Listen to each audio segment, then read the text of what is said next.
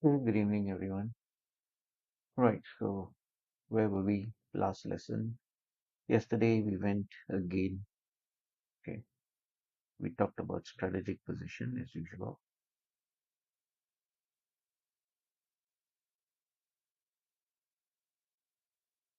So in the strategic position, by now you're already an expert of the environment analysis.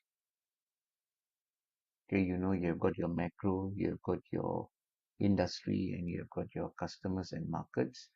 Besides the environment, we have also started off yesterday with strategic capability. Okay, strategic capability. And today we can go into the last part of this known as expectation and purposes. Just write this here. Expectation and purposes. Right. So, but before we get into expectation and purposes, what did we do in strategic capability? The main thing that we did was we did a value chain analysis. We did value chain analysis. And like you already know, value chain analysis is by quarter, right? Now, this will depict the organization activity, but somehow we are focusing more on the primary activities, although we know what are the secondary or other the support activities, but we are looking more at the primary activities. So under the primary activities, when we examine, the first thing we want to look at is what are the strengths? What are the strengths? Normally strengths we don't change, we always preserve the strength. We always preserve the strength or we keep the strength. We are not going to get rid of it. So the strength is not an issue for us. It is the weaknesses that we need to focus on. And once you have identified what are the weaknesses, you have to resolve the weaknesses. Okay, this has to be resolved. Okay, or you want to convert it to strength. Anyway, you have to resolve it. So one way of resolving it is to look at how we could restructure the value chain. If we can restructure the value chain, right, by looking at what activities can be restructured upstream. That means, are there any activities that we can give back to the supplier, and which activities need to be restructured for downstream? Okay. So the main theme of restructuring is basically three options that you have. You can either talk about vertical integration, which is not our main focus here. Vertical integration will become more important when we do strategic choice, but that's an option for restructuring. The other one that we're looking at is vertical disintegration. Vertical disintegration. Now, why we are looking at vertical disintegration is we want to take out some activities that are weak. All right. Do we need to do it, or can we disintegrate it to other parties? So we want to do disintegration. And one way to do the disintegration is to go into a collaboration. So you can do collaboration with your customers, your suppliers, or what we looked at yesterday, the collaboration between competition, right? A strategy known as competition, right or not? So to collaborate with rivals. There are many examples of competition, right or not? So that is what we looked at. Now, once we have already done that primary activities, today what we are going to do is we're still going to have a little bit areas to touch on, right? The areas that we are going to look at would then be talking about maybe resources and competence. Okay, resources and competence.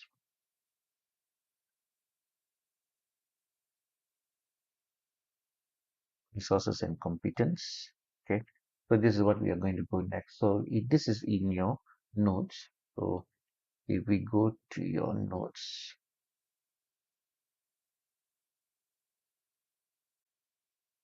yeah, page number 44.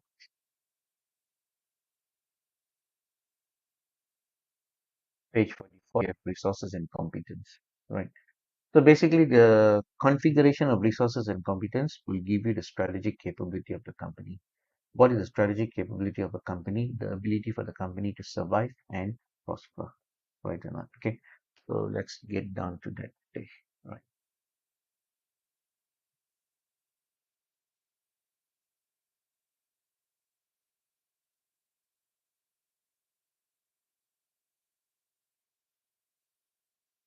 Resources and competence. That will tell you what is the strategic capability of the company. Right. So you talk about strategic capability of the company. This will say whether the adequacy and the sustainability. Yeah. Okay. Adequacy and the sustainability.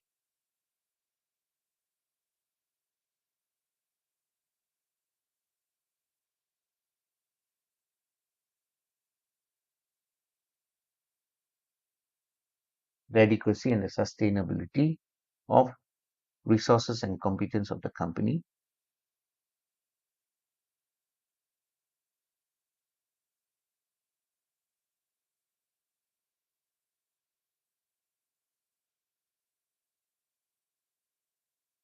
resources and competences of the company to enable the strategic capability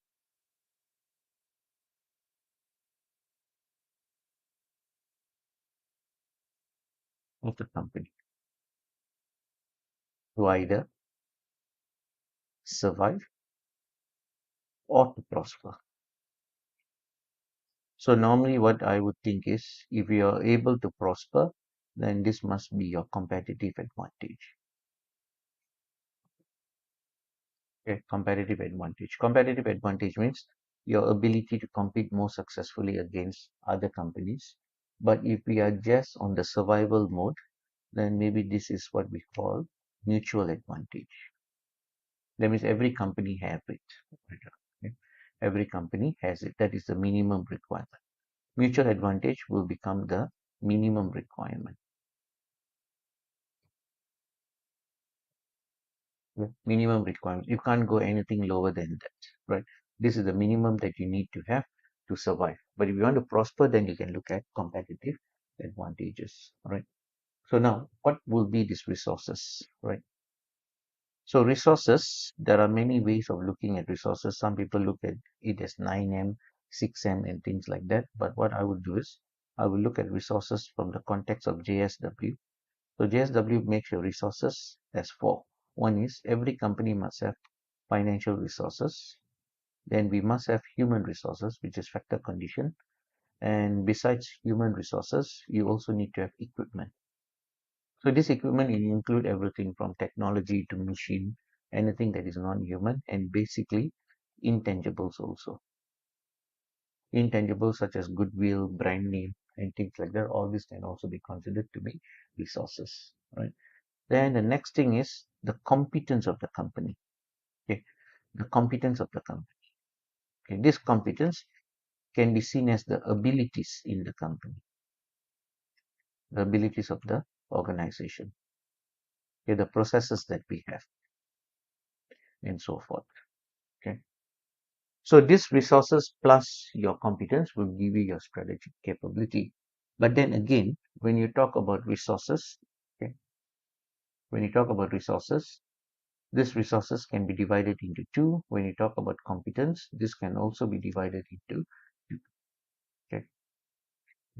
So what are the resources that we are saying? The four resources that we have can either be classified as threshold resources.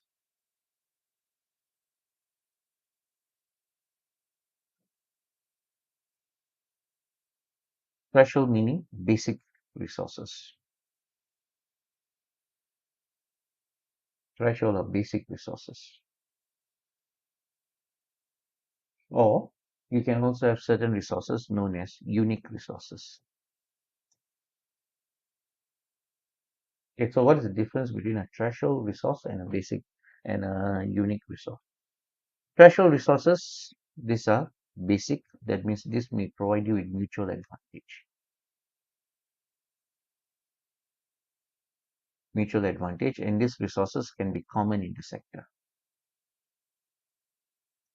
These resources can be common in the sector, right? Now, unique resources, like what they say, it's unique. This is unique to the company, and therefore it is specific. If you want to put in other words, it's a specific capability or specific resource to the company and cannot be duplicated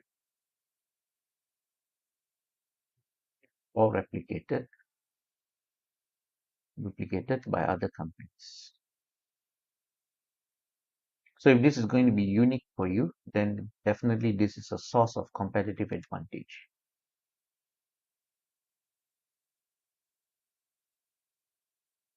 Source of competitive advantage for the company over others.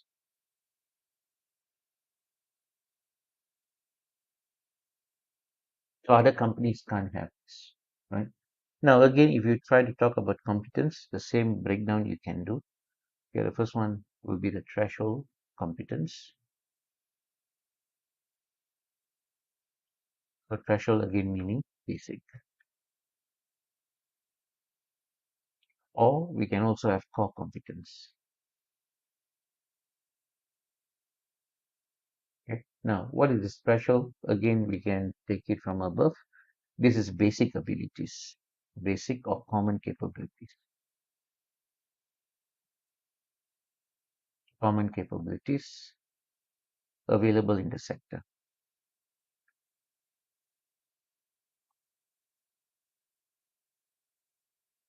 Available in the sector, right? So they give you what kind of an advantage? That means this will only give you mutual advantage.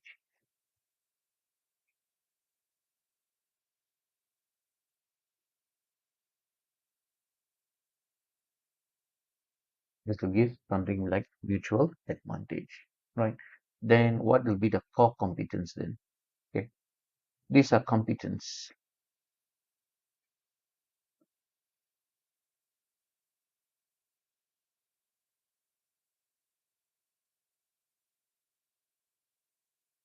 Are unique to the company,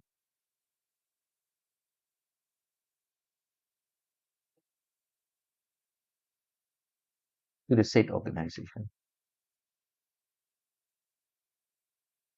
and cannot be copied by others.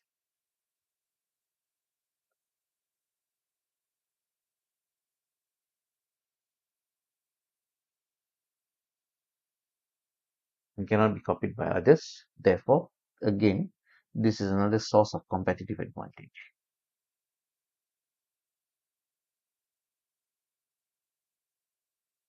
Source of competitive advantage for the company. Okay. So then what you have to do is once you know what are these resources and competence, then we will have to configure the resources and competence. Right. So this is going to be the configuration of resources and competence.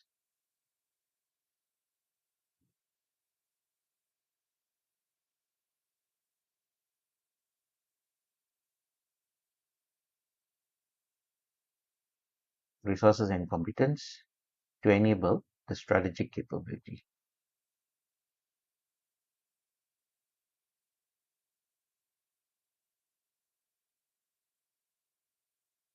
To enable the strategic capability of the company.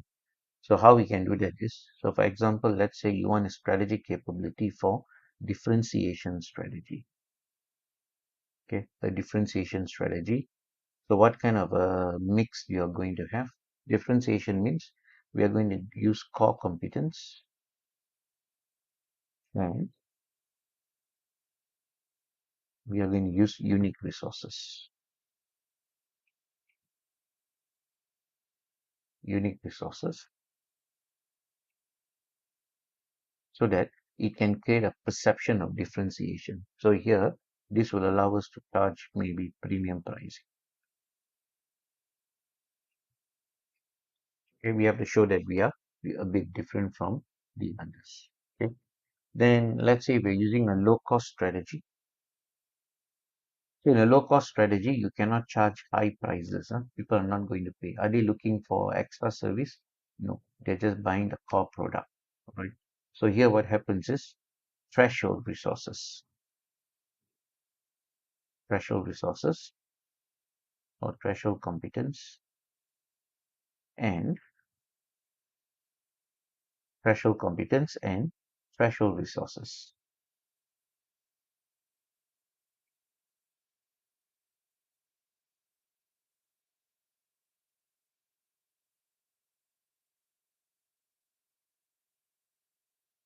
The threshold resources will be adequate, right? Okay. So here what we can do is, here we can use this to provide the basic product, because like this kind of customers are not looking for any other form of differentiation, right? Okay.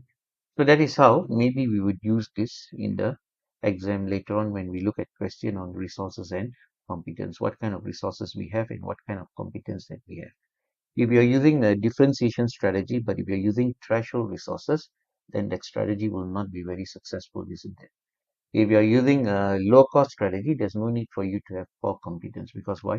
Your cost will be high, but you cannot recover the cost with prices, because why? Here they only want to buy basic products right now. So for your thought process, you can compare, right? You can compare. What do you need to compare? Maybe you want to look at full frill airline. A full frill airline. What would be a full frill airline? A full frill airline, okay, example is close to home. You can use Singapore Airlines. You can observe their resources and competence. You can use their resources and competence, right? Or you can compare that with a low cost airline. Okay.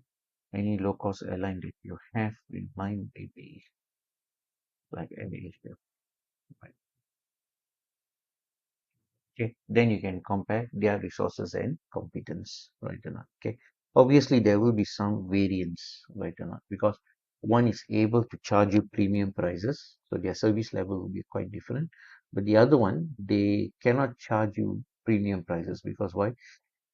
People are flying the low cost airline, they're not going to appreciate any form of differentiation, right? So if you try to increase prices, then you switch to other companies and so forth, right? So just run that particular analysis, right, and look at what happens when you look at their resources and competence, right? Okay, right. So that is the simple part of looking at these resources and competence, right? So once you have finished these resources and competence, then you have got what is called effective cost management of the value chain. Everything is quite simple, economies of scale, right? So economies of scale will say higher the unit, the higher the volume, your cost will drop, right? Okay. Then you're also looking at product, how to reduce the complexity of process of manufacturing. For example, what will be cheaper? Will it be cheaper to snap products together or to screw products together? Right. Okay.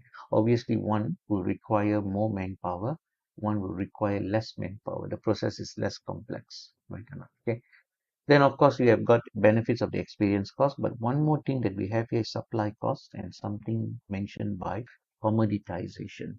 So let's go and look at what is this commoditization. How does it affect the company? Right. So this is coming under the topic of effective cost management.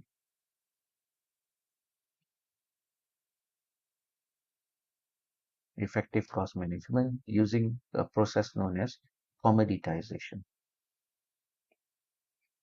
Okay. So what is this commoditization? The full title for commoditization is business process commoditization. Okay. Business process commoditization. Right. So you're talking about business process commoditization. Now, what is the meaning of commoditization first? Commoditization comes from the word commodity.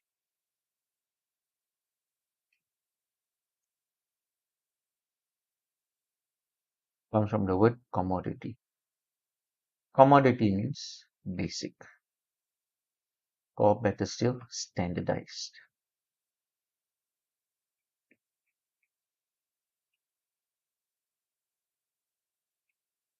Standard or standardization.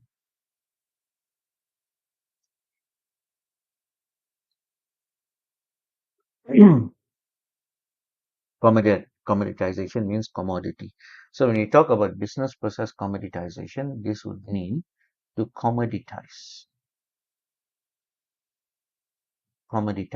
or to standardize the business process across the sector. To standardize the business process across the sector. That means every organization or every player in the sector will implement the standardization.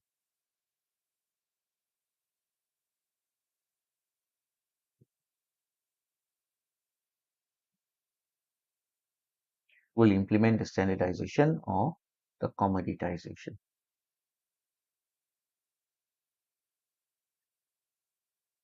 Okay, they will implement the process which is standard or commoditized. Right now, the reason why we want to do the commoditization is there are many benefits of commoditization. There are many benefits of commoditization because once you have standardized a process,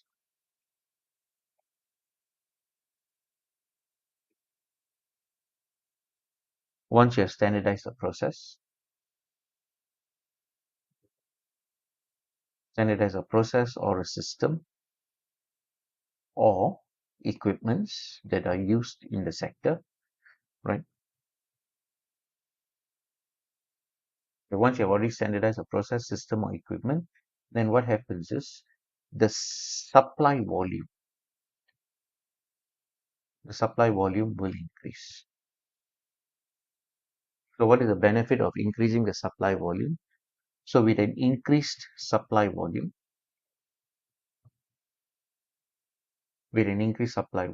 that is because the demand is standard across the sector. The demand is standard across the sector.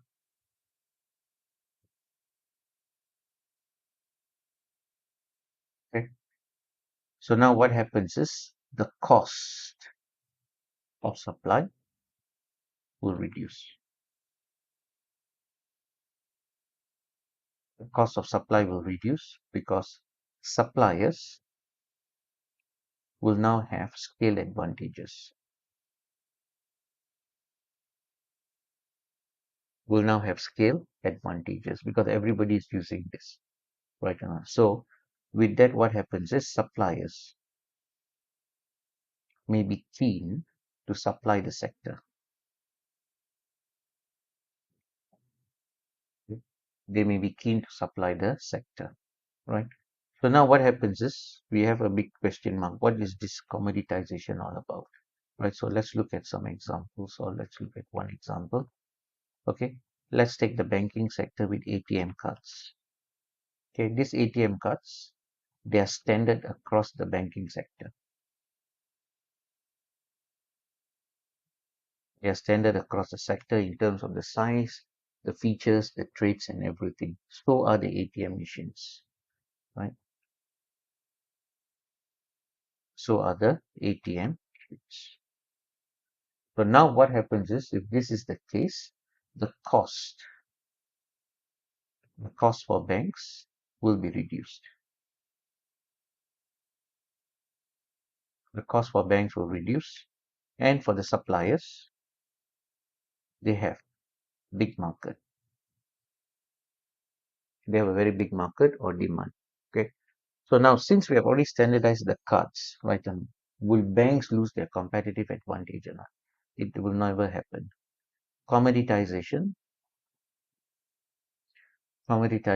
will not affect the competitive advantages of a company.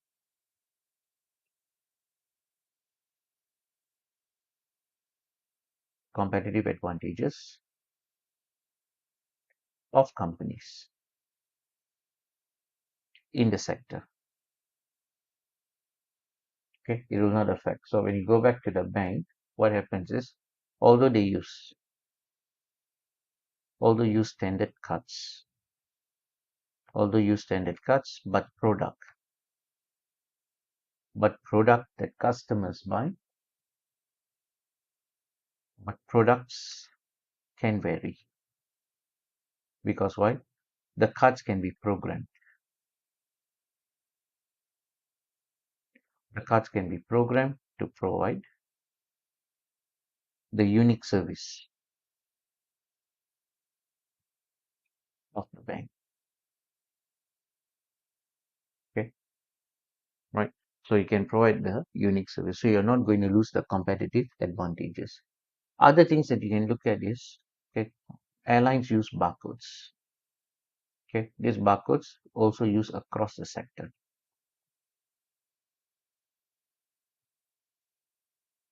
used across many sectors. But then, do companies lose their competitive advantage? The answer to this is they do not lose their competitive advantage, right? Because how we use our barcodes depends on our application. But since we're using barcodes, the cost of barcodes equipments are very cheap because why? Everybody are using barcodes. The same thing will go for QR codes.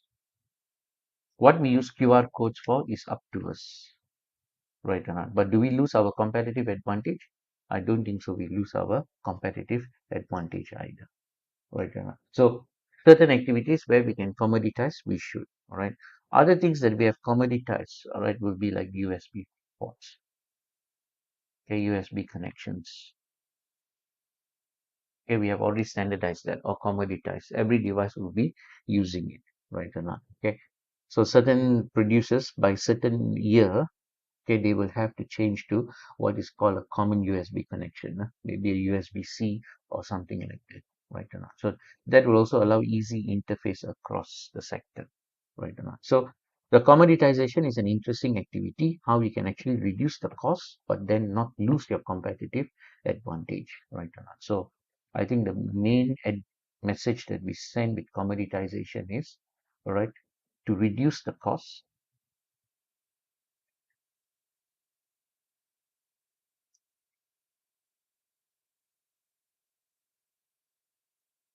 Commoditization process is all about effective cost management,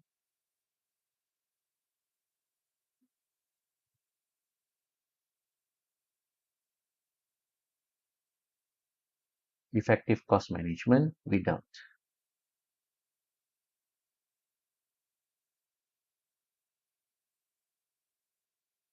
deteriorating the competitive edge of the company.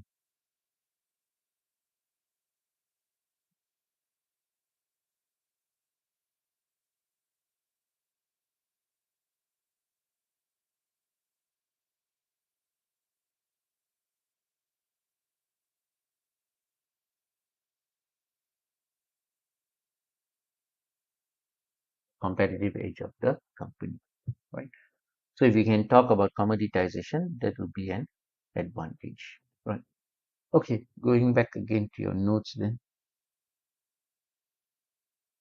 right? So that has been done. The next one is sustaining competitive advantages, right? So how can we sustain competitive advantages? So this is going to be an exercise that you need to do. Right, so let's see how we can go about that. Sustaining competitive advantages. Okay, so Johnson, Scholes, and Whittington, JSW, has come up with several ways of how we can sustain the competitive advantages of the company. So to sustain the competitive advantages of the company must be able to create value to company, sustain their rarity. All right, how do they create value? If you're using this product, you should know how it's valued to you. If not, then why are we using that product, isn't it? Then maybe companies like Samsung, all right, how do they create value, right or not? Or even like Singapore Airlines, what do they do to create value? Okay, how do they create value, right or not? So maybe for this, right, they create value by employee training and development. training and development, whereby they try to reduce the service gap.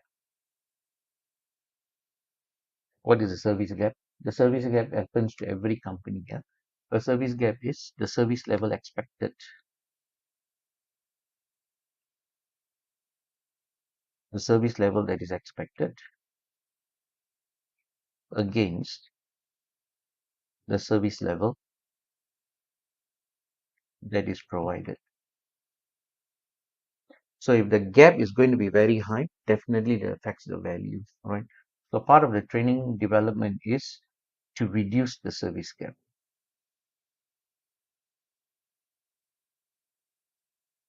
to reduce the service gap. So once we reduce the service gap, maybe this could reflect value.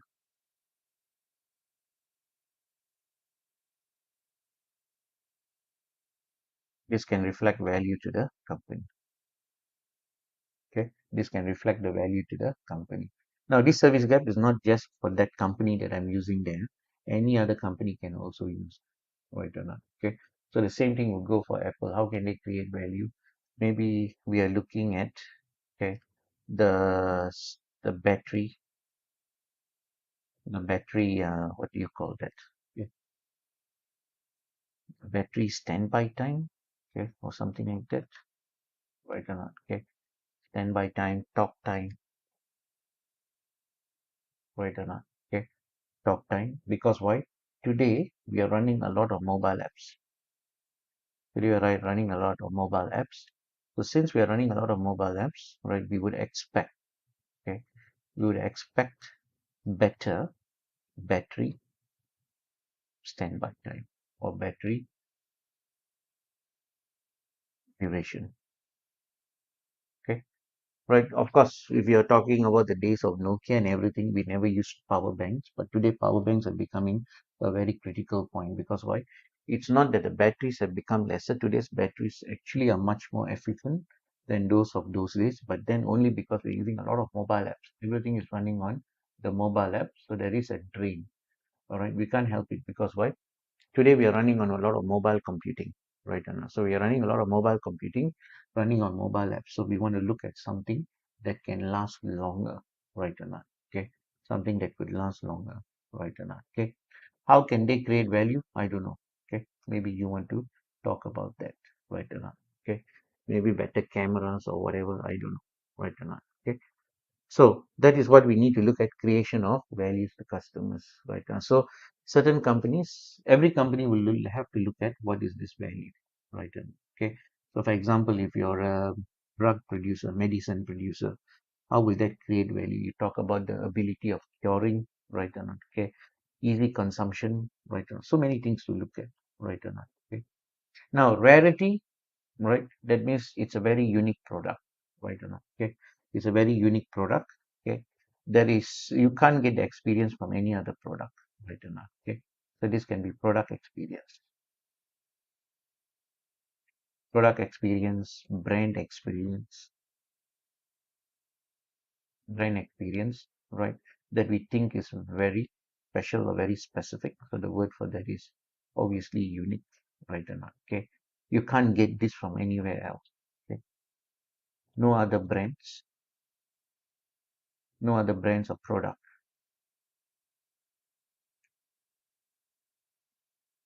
can provide the same level of satisfaction, can provide the same experience, right or not? Okay, can provide the same experience. So every company will strive for rarity,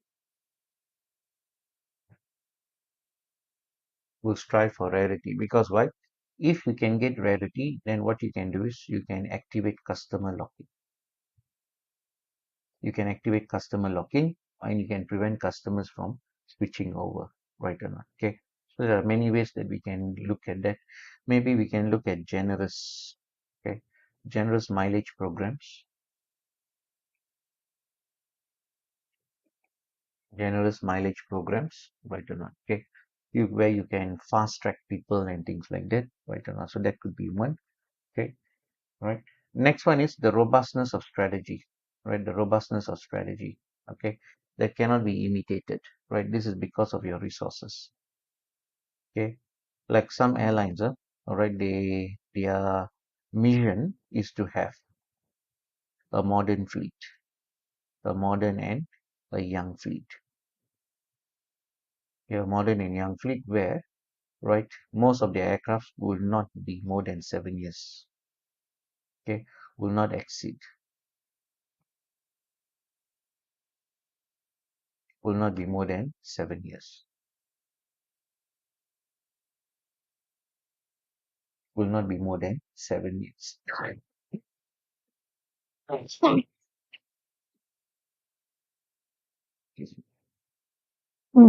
Will not be more than 7 years. Right now, in order to execute this, there is intense capital capability. Capital capability that is required, and rivals may not be able to replicate this strategy. Okay? They may not be able to replicate that particular strategy. Now, so once a company has created great value, their products are so rare, their strategies are fantastic, right? So then automatically there will be no substitute. There's no other alternative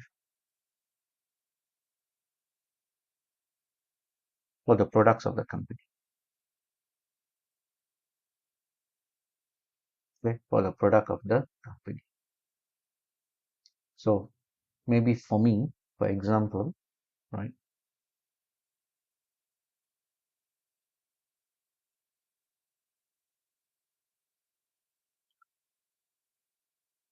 So maybe for me, for example, there is no substitute.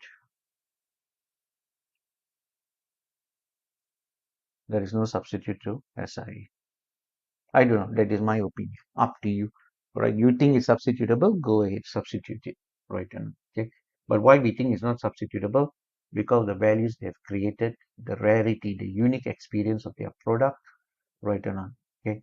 And then you are always in new aircrafts, right? So we don't find, or rather, I don't find anyone else in the region that can beat this particular company, right or not? Okay. And extensive customer training, right or not? Okay. And so forth, right? Of course, not everybody will be happy. There will be some people that will be unhappy because why? We cannot eliminate the service gap. We cannot eliminate the service gap. That is impossible. All right, and imaginary also to try to reduce the service gap, right? Because services will vary from individual to individual. So what we can do is we can try to standardize the service experience, but nevertheless, you cannot eliminate the service gap, right? Then next one is to have dynamic capabilities. That is the ability for the company,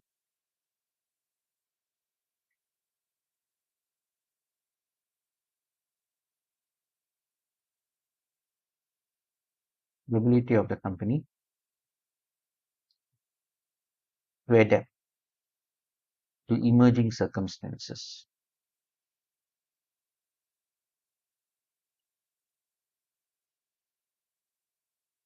To adapt to emerging circumstances. These emerging circumstances, there are different types of strategies. Some strategies can be deliberate, it can be planned, right? But then these planned or deliberate strategies will always be affected by emerging patterns. These emerging circumstances cannot be planned, and often it will disrupt your deliberate strategies, right? But for that matter, you cannot say that you don't want to plan. You will still plan, all right, thinking that everything will happen as that, but then we should also have dynamic capabilities to adapt to emerging circumstances where in these emerging circumstances you should be able to change actions and outcomes to adapt uh, to the new requirement, to adapt to new requirements. Okay, so how do you adapt, or how did the company adapt in the face of COVID risk, right or not? Okay, so what did we do? Did we sit behind and do nothing, or did we develop certain strategies to cope with it? Right, so that will talk about your dynamic capabilities. And this particular factors that we are talking about, they are not going to be fixed. They'll have to keep changing. That means creation of values to customers, right? So over time, you got to look at what are the new values that are emerging. Okay, how to create greater rarity. So the next cycle, you look at how to create greater rarity. That means you challenge yourself to become more rare, right or not? Okay.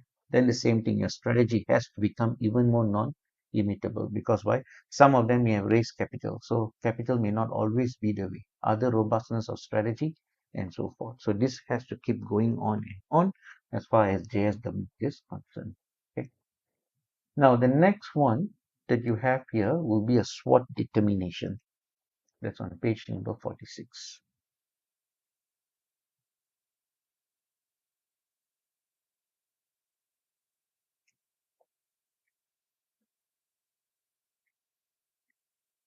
SWOT determination on your notes, page 46. Okay. Right, so this is a very nice model, all right? So where they do the combination of internal factors as well as external factors, right? So internal factors will be what? Your S and W, internal. All right, obviously the O and T will be external, right? So what we can do is we can put them into a matrix like this, right? This is the matrix. So we'll see a lot of metrics in SBM. So once you have got this matrix, you have got your internal factors here and the external factors here. And when they intersect, you have got different strategies for different outcome. Okay. So you have 4 different strategies there. All right. So if you look at the first strategy, you're going to attack because why? Internally you are strong and you also have an opportunity. Right now. So this is the best outcome. Right now. This is the best scenario that you can go. We call it the SO strategy. What's an SO strategy? The strength and opportunity. So what do? You go for it, you attack. Because why? Maybe your competition are all weak. But when you come to this side, you have got W, all right? Although the environment is an opportunity, but internally you have weaknesses, right? So you cannot attack anyone. So don't do it. So what you have to do is you have to do your strength weaknesses analysis.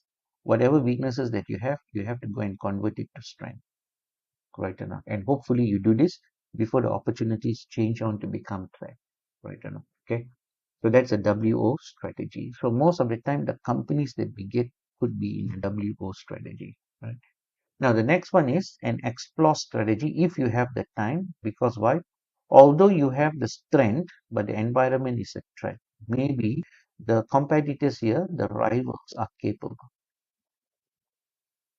The rivals are capable. Okay, so maybe in the opportunity, the rivals are weak. So here the rivals are capable. So what you don't want to do is you don't want to go and attack capable rivals, right or not? Okay, like the art of war. When do we attack people? When they are alert? No, we wait for them to sleep, then we attack them. So what happens is the attack will definitely win, right or not? But if you go and attack, you don't try to be a cowboy, yeah? Right now, you don't try and say you want to attack competitors who are fit at that time. No, the competition can turn out to be in any way. You got to spend more money in the competition also, right now. So that is why they say you explore that. The next thing that we have is the worst of scenario. There's nothing much you can do internally, and externally it's also a threat. So this kind of companies, most likely we are looking at an exit strategy. Okay. Some students say, why not we go and convert this to strength? For what? Your environment is a threat already. Maybe we're looking at a product life cycle. They have gone through introduction, growth, maturity, and now it's decline. So no point of investing in decline. You invest in decline, you lose your money because why? There is no window for you to recoup investment. Normally, what we do is during the decline, we don't invest. We milk the product.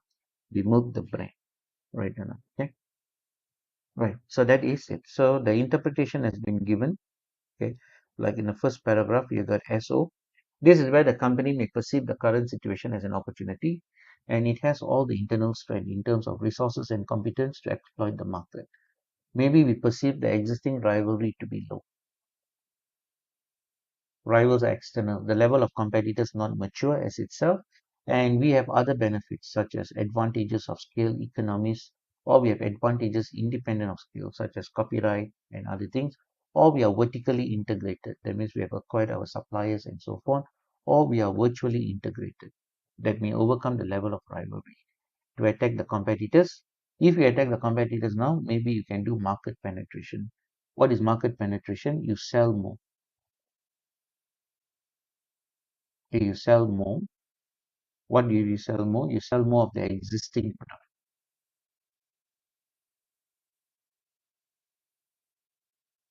You sell more of existing product to which market? To your existing market. Existing product, existing market. That is normally market penetration.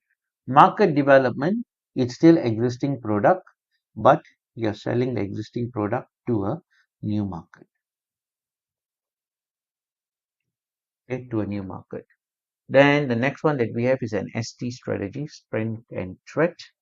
So here in this case, what we look at, the above argument of your internal strength will remain the same, right? But the only thing is your environment has changed because why? Maybe you're looking at competitors who are equal to you, they can compete with you, right? And therefore you don't want to engage them now, right? So what you do is you wait for them to make a mistake. Okay, or what you can try other than that is you can try synergy alliance or you can try collaboration. Why collaboration? We can collaborate to create new markets. We can collaborate to create new products, right? That will cut down the hyper competition. What is hyper competition? Extreme level of competition that is not good for anyone, right? Even for the customers, it's not good. Some people say when companies compete, customers will benefit. Maybe true, but only for a short term. Because after that, what happens is if you bring down the price, then when we do our portfolio analysis, we'll say that there is no point on us focusing on this product. When the price is low and the margin is low, we will discontinue. Right. Okay. So basically, when you're running the company, you're there to make profits for the company. Right now. So hyper competition in the long run benefits nobody. Okay. Then the next one you have is a WO strategy. What is this WO strategy? Weakness but opportunity. So what you can do is go find how to convert this weakness, to strength. Okay. So some way of converting is you can try to develop your resources. Some people say do organically or go for acquisition, buying. All right. So acquisition means you start buying other companies. Like for example, at the time of writing, all right, players in Asia have acquired Volvo. All right, they have acquired Lotus, right or not? Okay, so this is about car industries, but you can look at other players acquiring other companies also, right? WT strategies, this is basically an exit strategy. Exit, I think you are in a declining sector, or the technology that you're using is going to become obsolete, right?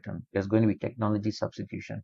So, for example, like Kodak company, right? So they were resting on their laurels too much.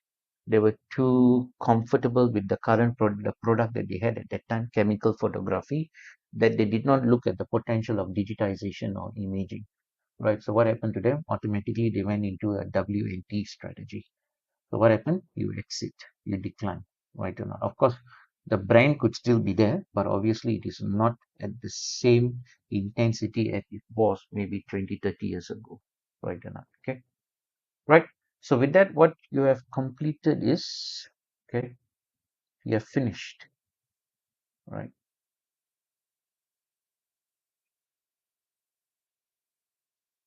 All right. You have finished your strategic capability under resources and competence. Besides resources and competence, we have also looked at cost management. And under cost management, I think what was most important is the benefit of business process commoditization.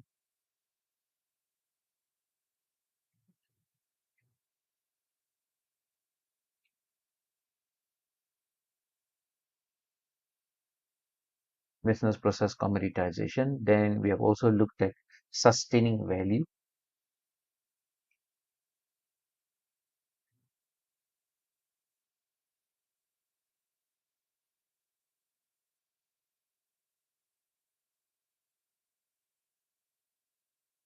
Selling the competitive advantages of the company.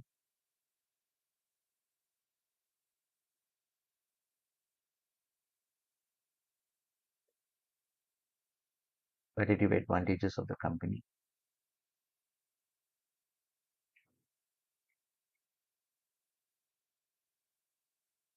And the next one that we looked at was how we can actually manage a company's strength and weaknesses, opportunities and threat. So that will come under SWOT determination. Hmm. Right. So now once we have finished SWOT determination, that means we have finished strategic capability. Now we go into two other things. Number one is the expectation. Expectation of whom? This will be expectation of stakeholders. And the other one will be to look at the purposes. Whose purposes? Purposes of the organization. So if you're looking at purposes of the organization, then the topic that will come under this would be mission. The mission will tell you what is the reason for the company to exist.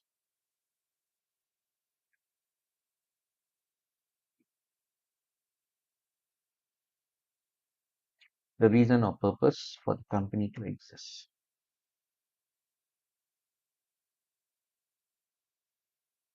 Okay.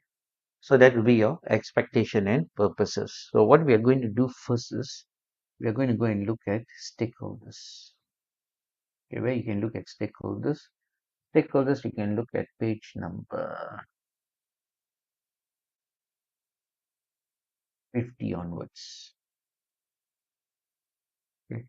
So let's talk a little bit about stakeholders.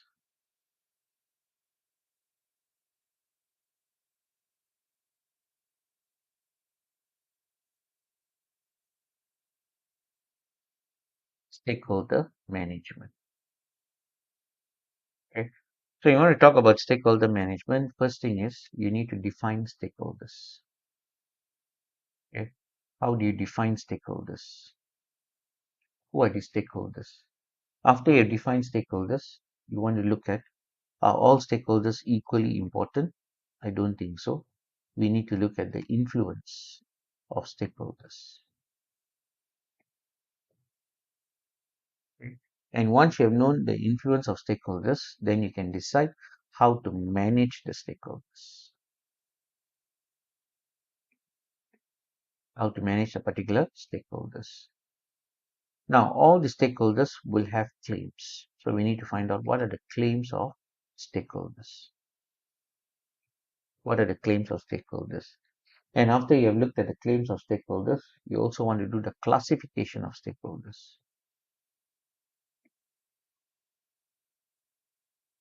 Classification of stakeholders. So there are many different classification of stakeholders, right? So first thing is first, you will try to define stakeholder, all right? So how do we define stakeholder? Stakeholder is any one person, any persons, groups that have legitimate interests in the organization.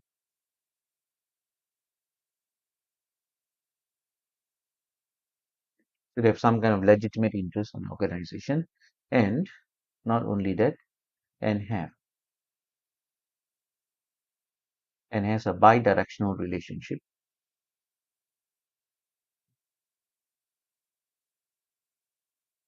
with the organization in question.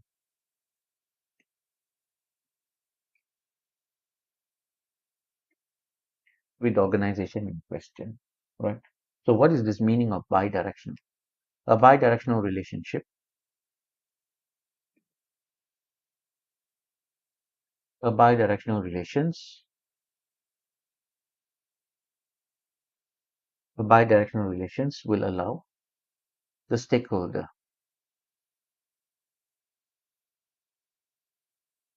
to have to have influence or to affect.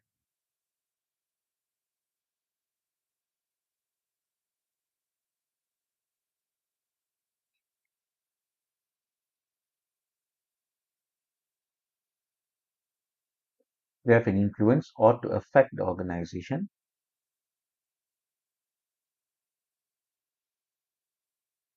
and in return will be affected.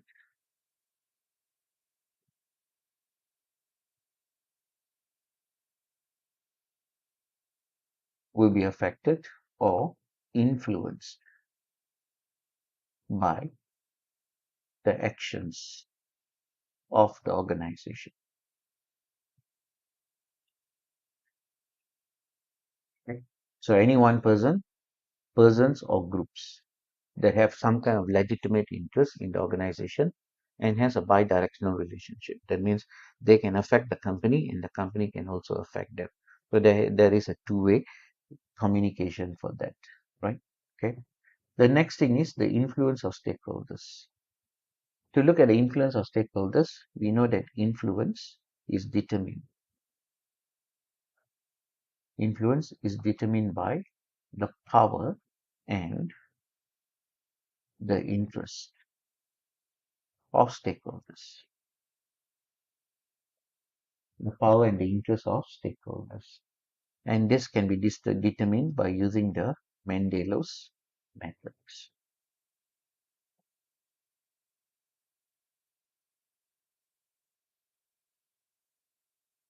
And this can be determined by using the Mendelow's matrix. Okay. Now, where's the Mendelow's matrix? You can see the next slide.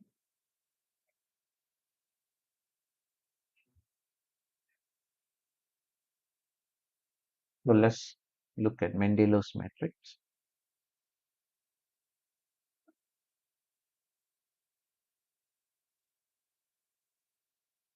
Mendelow's matrix that is used to look at influence,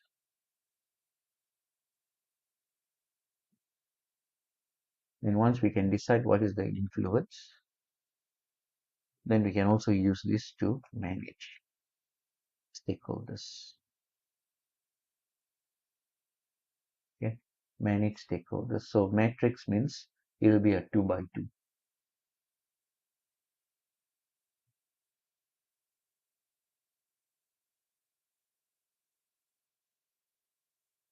It's a 2 by 2 matrix.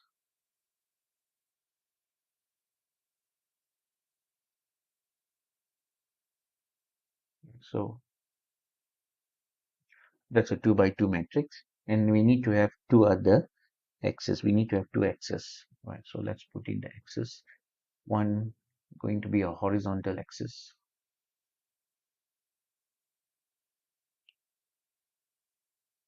So what this horizontal axis is going to do is we're going to talk about one dimension, that is maybe the interest of the stakeholder. Okay.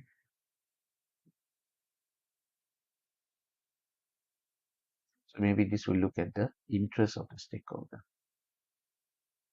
When you talk about the interest of the stakeholder, right, there can be two levels of interest, right? The interest can either be high or the interest can be low. So you can have low interest of stakeholder or high interest of stakeholder. So what do we mean by this interest? Huh? This is the stakeholder's interest. The stakeholder's interest on company events.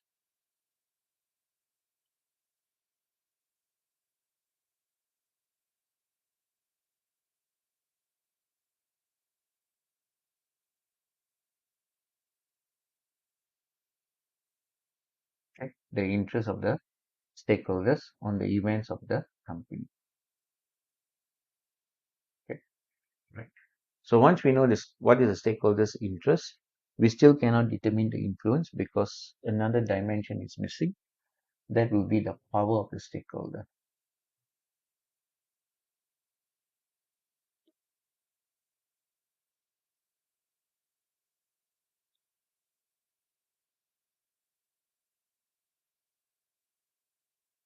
So again, when we look at power, power can either be high or low. Okay? The stakeholder can have low power or high power.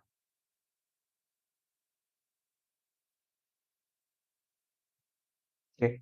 This power that we are talking about is this is the stakeholders' power.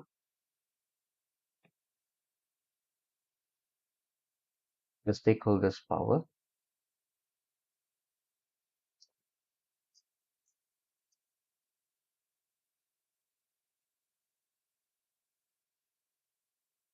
The stakeholders' power on the issues of the company.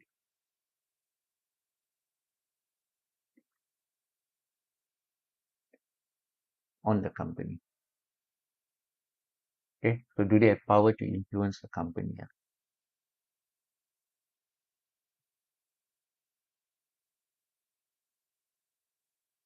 So what determines the influence is the interest and the power. Okay. So interest can be low, interest can be high, power can be low, power can be high. So the first thing that we have here is this particular quadrant, right? So in this quadrant, the stakeholder has got low interest on the company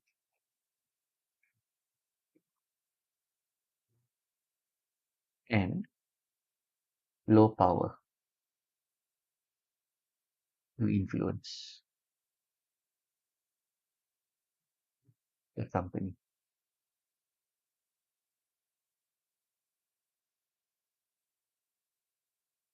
Low interest and low power.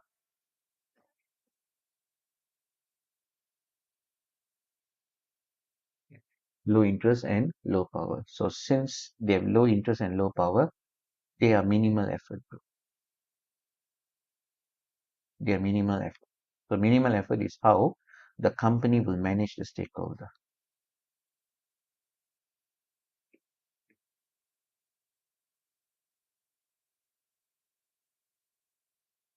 How the company will manage this stakeholder.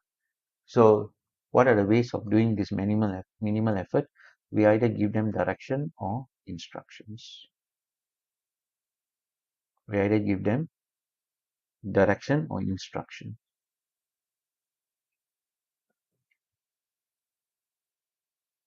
or we tell them what to do, or we use a tell style, right or not? Okay, because why? They really have no influence on the company and its activities. They have the least influence, right or not? Okay, so for that I've already mentioned it here. Yes, okay. They have low interest on what the company can do, right or not? Okay. Then the next one is over here. What do we have here? All right. This is where the stakeholder has got high interest on the activities of the company,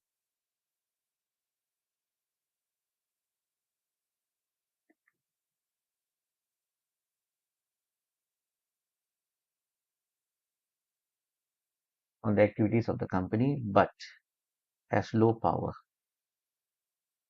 to influence those activities.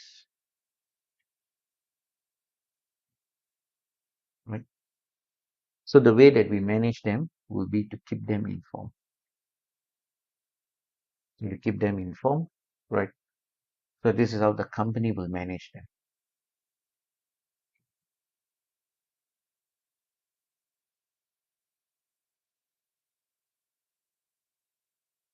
Will this how the company will deal with the stakeholder? So here we will not give them direction. So here we will talk about communication.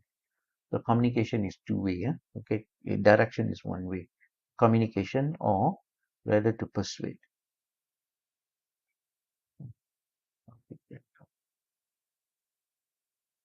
Communication or to persuade the stakeholder to support the issues. So if we're using the leadership style, then maybe here we use sell, right or not? Okay. Now, why do we need to deal with the stakeholder carefully? Is because this stakeholder has the ability to influence others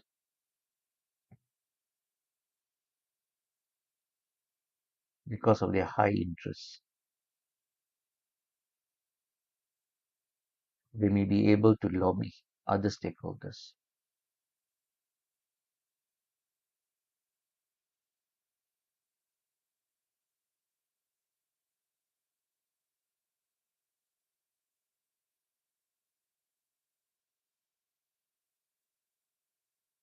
Will we be able to lobby other stakeholders,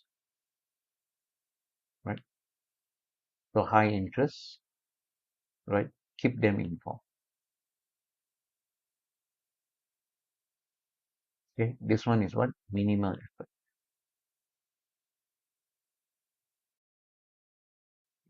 Okay, right. So now with that two stakeholder groups done, the next one is going to be what? Over here, right? So what is this? This is a stakeholder that has got low interest on the company, but has high power to affect the company.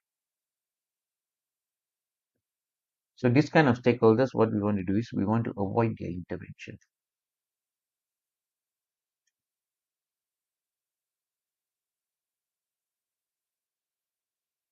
on matters of the company.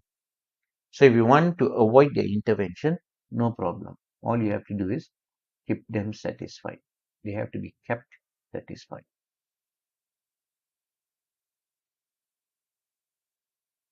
So again, what is this kept satisfied? This is how the company will manage this stakeholder.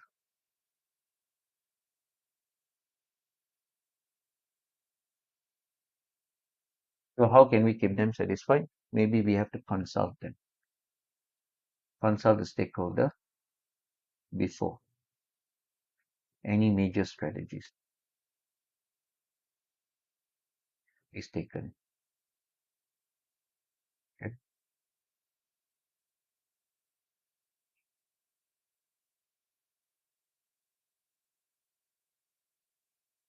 So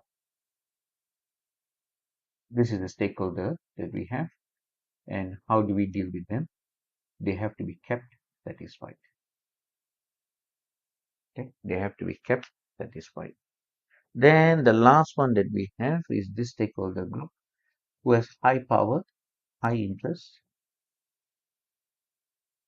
and high power in the company.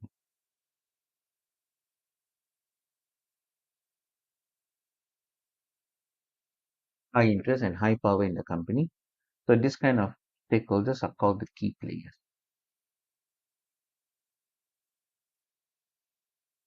They are known as the key players, and this is how we are going to manage this stakeholder. So since they're key players, we encourage their participation. We encourage their participation on all matters.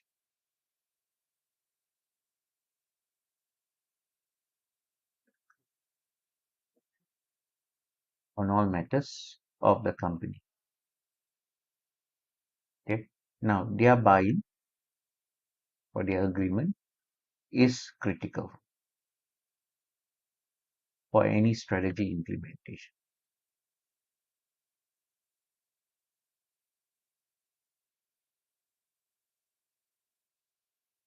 Okay. So this is the high interest group and high power group. So how do we deal with them? They are going to become the key players of the company. They are called the key players. So what we have now is we have four different type of management. Management with minimal effort, management of keep informed, management of keep satisfied, and the management of key players. Right or not? Okay. Right. So what we do is we'll take a break. After the break, when we come back, we look at a question for this Mendeley matrix. Okay. Let's take a break here. Yeah.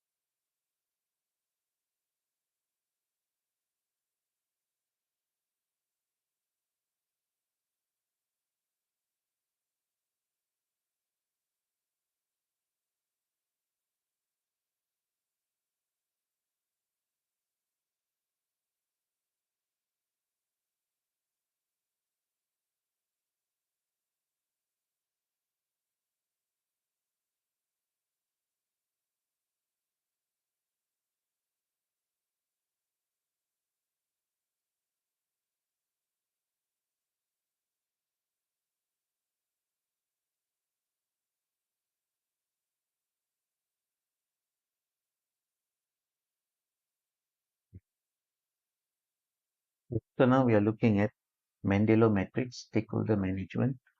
Right. So what happens is when you talk about the keep informed, we said that they are able to lobby. Yeah? So who would they lobby? Normally they could lobby the keep satisfied because why? Keep satisfied, their interest is low, and once they lobby, their interest will become high. So once their interest becomes high, they can then intervene into here, right? So that's what they mean by the ability of to influence the high interest stakeholder group. Okay. So now what you want to do is look at a question. This is on lecture notes,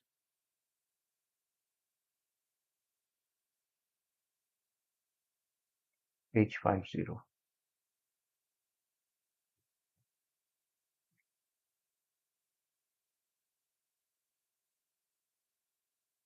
Yeah, yeah.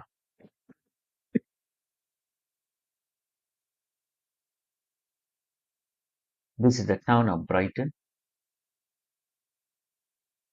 All right. So what is the question? Question is on the next page. Stakeholder management is the prime responsibility of project manager. Describe or discuss appropriate management technique for each of the three stakeholders identified in the revised project. The stakeholders are the mayor, the off-road, and the private one. So before you can talk about the management, what you need to do is you need to find out what is going to be their influence. So the Mandela matrix. But you don't have to draw the Mandela matrix. You can talk about it, right? So let's go and find out more information about the three stakeholders.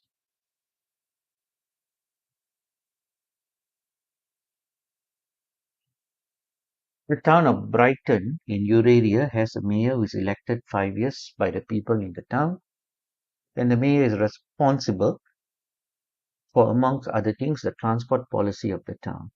A year ago, the mayor, acting as a project sponsor, instigated a traffic light project to reduce traffic congestion at traffic lights in the town. Rather than relying on fixed timing, he suggested that a system should be implemented which made traffic lights sensitive to traffic flow. So, if a queue built up, then the lights would automatically change to green. The mayor suggested that this would have a number of benefits. Firstly, it would reduce harmful emission at the areas near the traffic light. And secondly, it will improve the journey times of all vehicles, leading to drivers becoming less stressed. He also cited evidence from cities overseas which predicted journey times had been attractive to flexible companies who could set themselves up anywhere in the country. He felt that the new system would attract such companies to the town. The Euralian government has a transport regulation agency called Off-Road. Part of Off-Road's responsibility is to monitor the transport investment, and it was originally critical of the Brighton traffic light because that project benefits were intangible and lacked credibility. The business case did not include a quantitative cost-benefit analysis. Off-Road has published a benefit management, which classifies the benefits in the following way, but we are not doing benefit classification. That's a project management. 1 month ago, the mayoral election saw the election of the new mayor with a completely distinct transport policy with a different objective. She wishes to address the traffic congestion by attracting commuters away from their cars and onto public transport. Part of her policy is the traffic light system, which gives priority to buses. The town council owns the buses which operate in the town, and they have invested heavily in the buses which are comfortable and have significantly lower emission than the conventional cars used by most people in the town. The new mayor wishes to improve the frequency, punctuality, and convenience of these buses so that they tempt people away from using their cars. This will require more buses and more bus crew, a requirement which the mayor presents as being good for the unemployment rate in the town. It will also help bus service meet the punctuality service level, which it published 3 years ago but has never met. A reduction in cars and increase in buses will help us meet our target, the mayor believes. Alright, so now you have to do the stakeholder management of these three different stakeholders. Okay.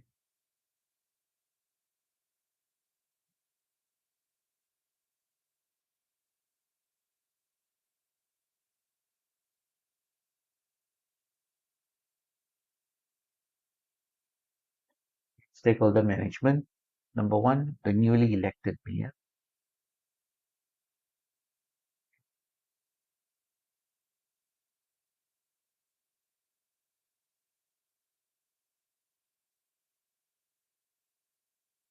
The newly elected mayor. Then number two, off-road, the transport authority,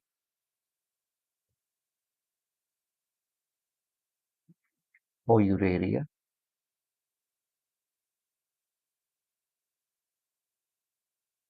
And the third one would be the private motorist, which is a car owner of Bright.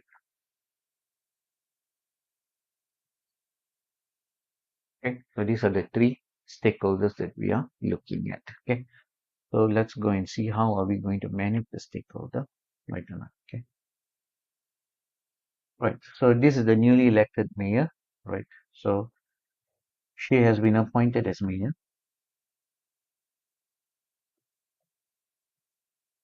after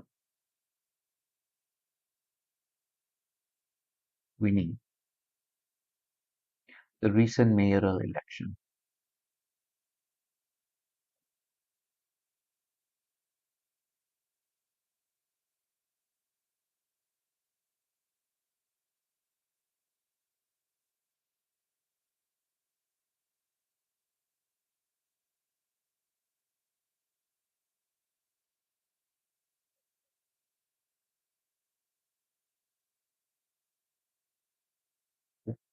After winning the recent mayoral election of Brighton, as the right of office,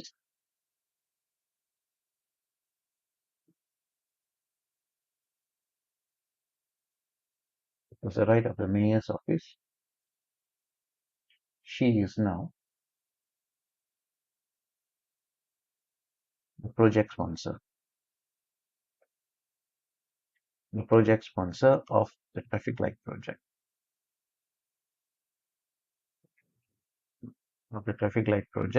replacing the outgoing sponsor. Who was the outgoing sponsor? The previous mayor.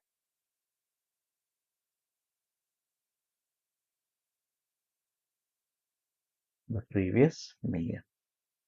Okay, right. So the traffic light project, she is now the sponsor, right? Now, the interest, or rather her interest on the project is high, as she is accountable for the successful completion of the project.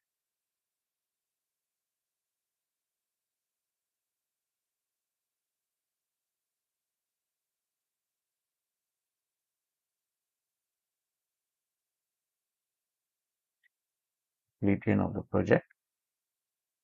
The power is also high.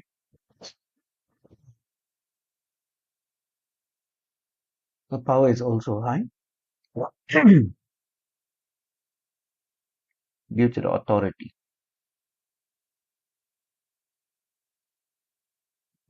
of a position,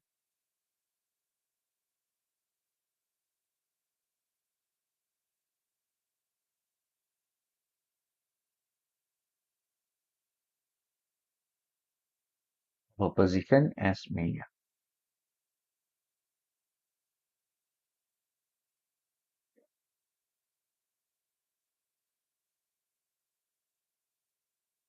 A successful completion of the project. Right or not? Okay. Now authority is also high because why? She has the position that comes as the mayor, and as a result,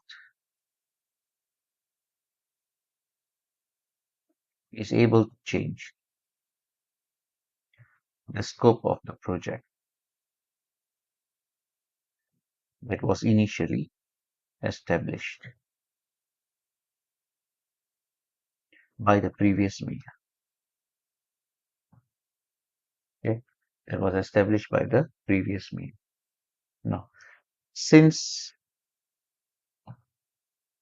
Since the interest and power is high, he is a key player in the project, and a participation is essential in all aspects of the project.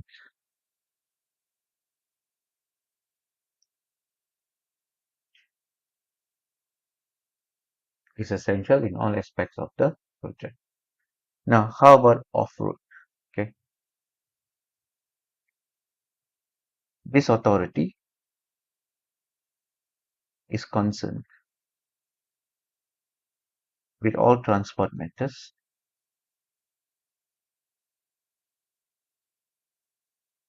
and investments for the entire country,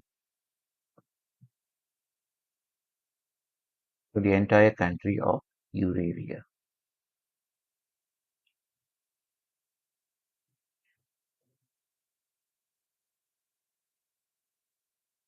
To the entire country of Eurasia, and not just right now, right then. The authority is concerned with the transport matters and investments for the entire country, not just for Brighton. Okay.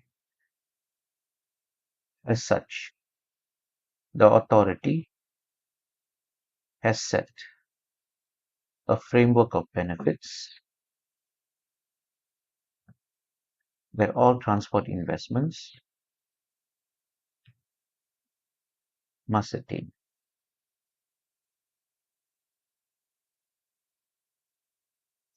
In terms of the interest,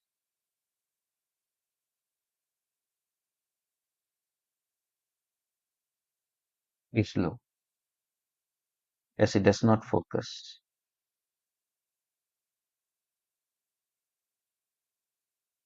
entirely on Brighton. But in terms of power,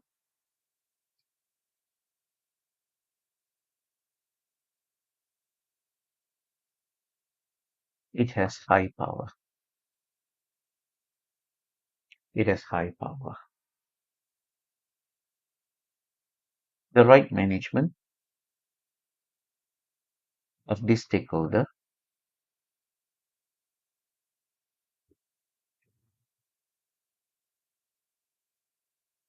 the right management of this stakeholder is to keep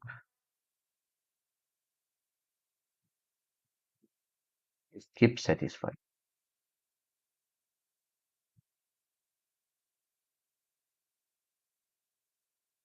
Is keep satisfied. This would mean that the project sponsor must ensure that the traffic light project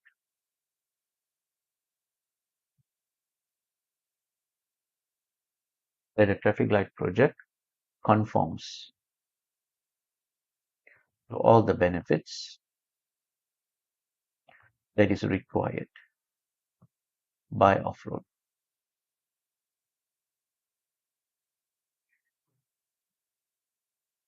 If this stakeholder is not kept satisfied,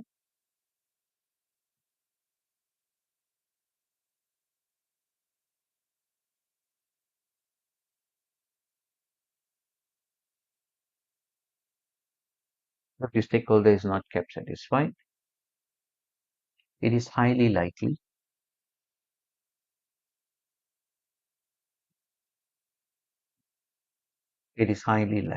that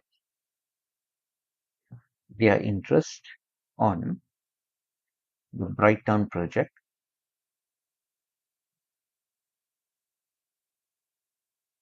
will be initiated, and the authority will intervene into the traffic light project.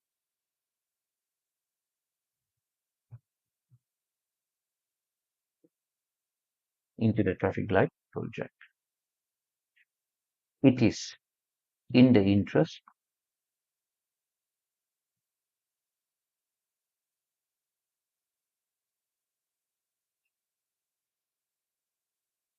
it is in the best interest of the project sponsor to avoid such intervention.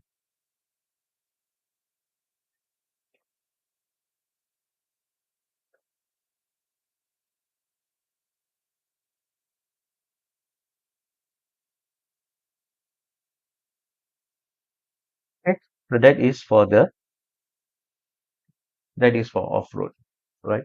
The transport authority of your area, right? The next one will be for the private motorists of right. What can we do for the private motorists?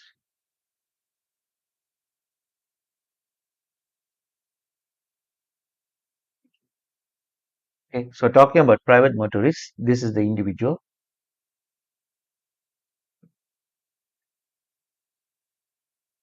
This is a typical individual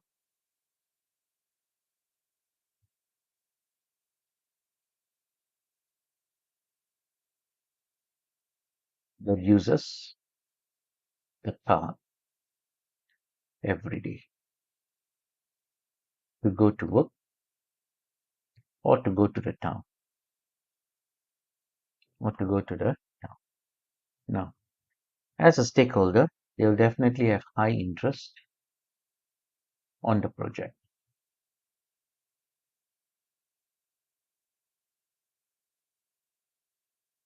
They'll definitely have high interest on the traffic light project, as this would affect the way the motorist commute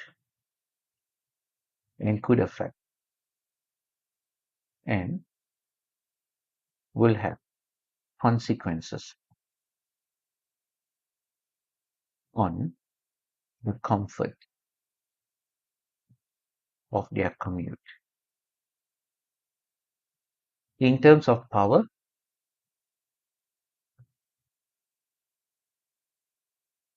the motorists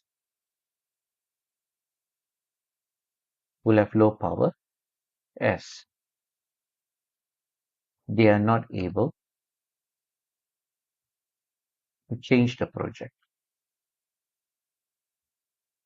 They are not able to change the project. Hence, the mayor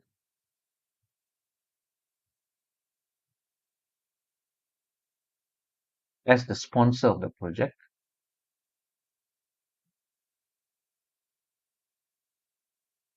must keep, must ensure that the motorist is kept informed, is kept informed, and he must communicate. He must communicate the benefits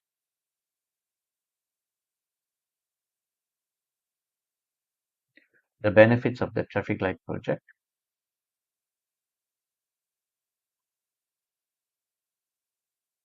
within the new scope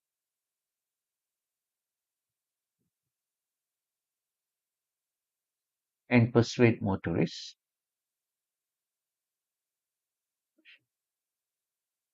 and persuade motorists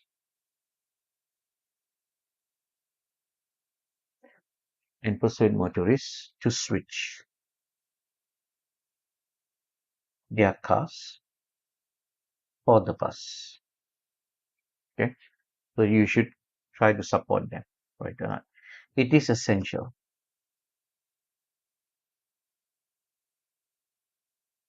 that she gets the support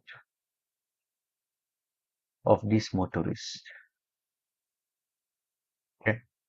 Now, since the motorists can't do anything, right? Okay, for the motorists,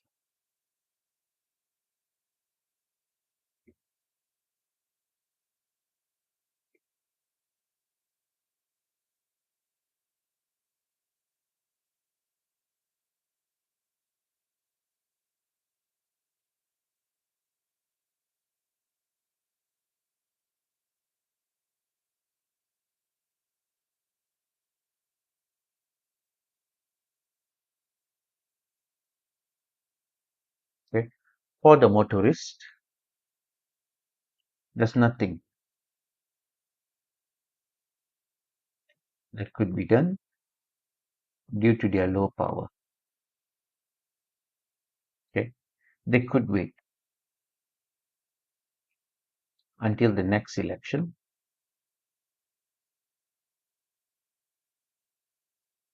mayoral election, to vote this mayor out. So that's all that they can do. Nothing much they can do. Right? They can use their vote the next time round to remove that particular mayor. Right? Okay. They could wait. All they could do is they could wait until the next mayoral election. Right? Okay. Right. So where are we? Right. So we have already defined the stakeholder. We have already looked at the Mendelow's matrix. We have already done the question. Now we need to look at the claims of stakeholders. Right. Okay. We got to look at the claims of stakeholders. Right.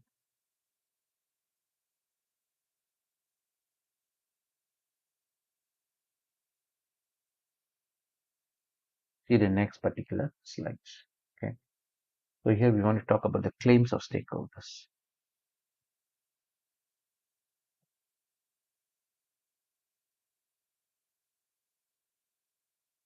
So what do we mean by claims? Huh? So when you talk about claims, what is happening here is every stakeholder, right?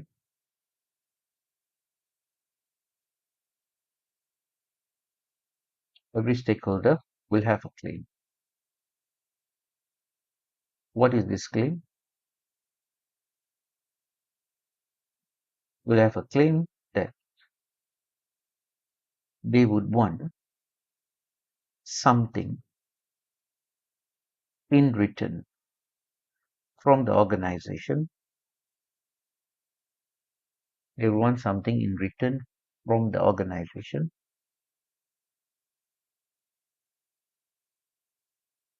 as an exchange for their stakeholding, for their stakeholding in the company, for their stakeholding in the company.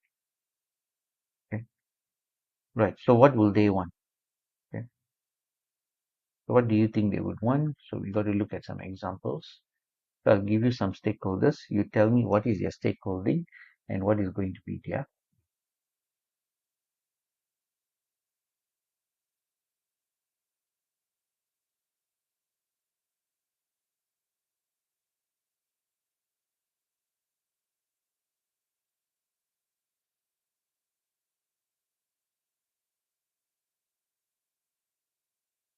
So this is the example of stakeholders. Sure. So you'll tell me what is their stakeholding in the company. What is the stakeholding and what is their claims.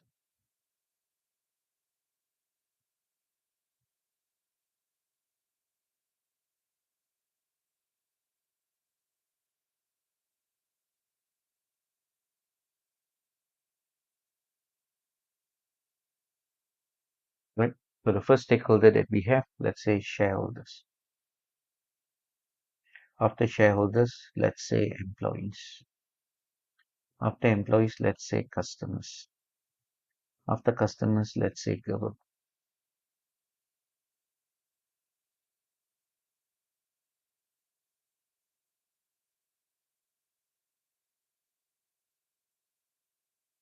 Okay. So what is their stakeholding? How did they become a stakeholder in the company? So if you're a shareholder, what you did was you did some kind of investment.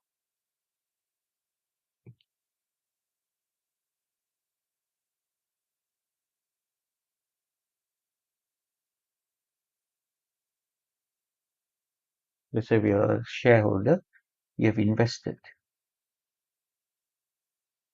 in the company. Therefore, you have taken risk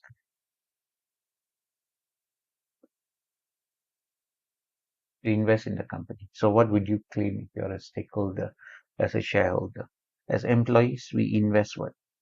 We invest time, effort, and skills to the company. Okay, so we are the talent of the company.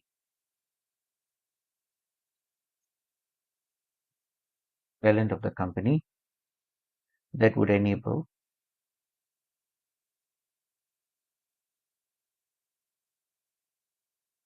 the objectives of the company. So you are the customer. So what did you do? You became a stakeholder when you purchased the product or the services of the company.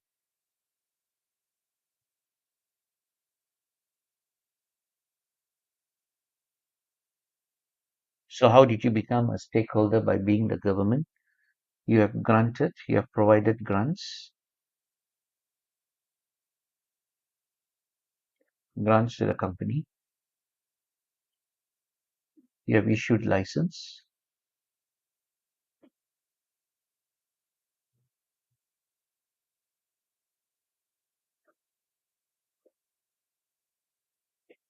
You have issued license to the company to operate in the country.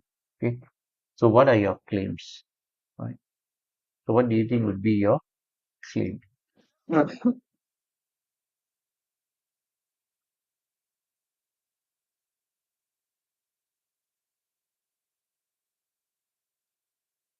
Would be your claims?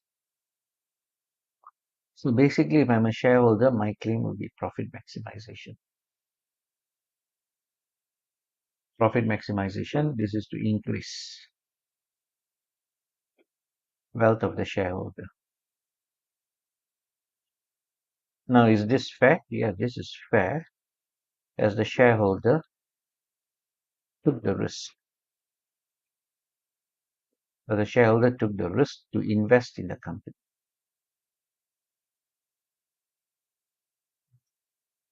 They took the risk to invest in the company. So this is a fair claim, right or not? Now, as employees, what is our claim? Job stability and security. Okay, fair compensation,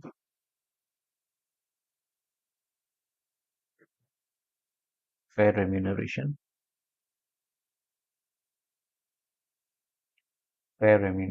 opportunities of training,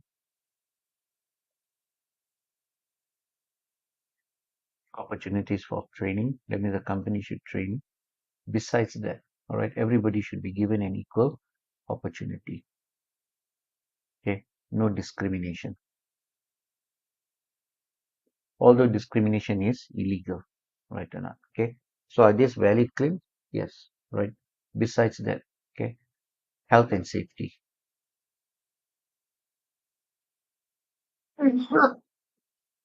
Health and safety claims, right?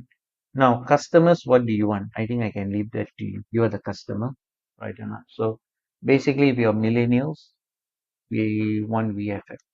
What is VFM? Value for money. Value for money. Besides that, product service sustainability.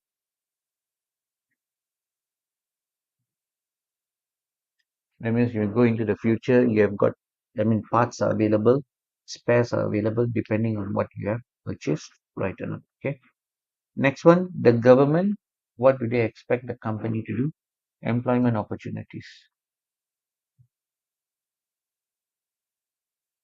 Employment opportunities.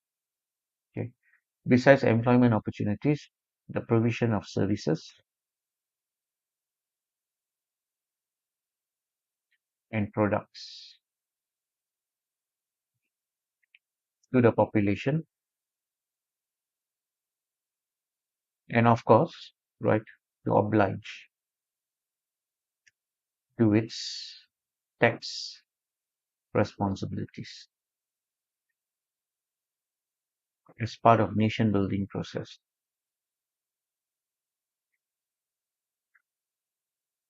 Right. So if we include other stakeholders, then automatically you got to look at the claims and so forth. Okay. But having spoken about the claims and everything, right, there are also two types of claims.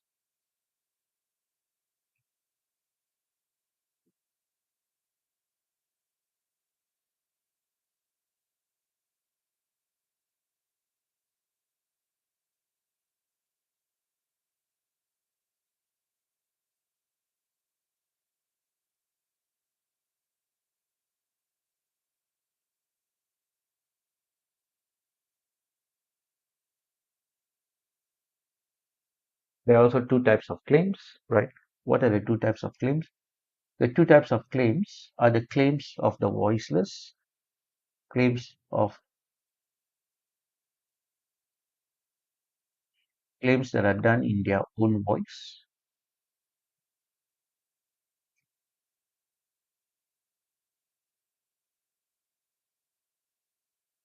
and the claims of the voiceless.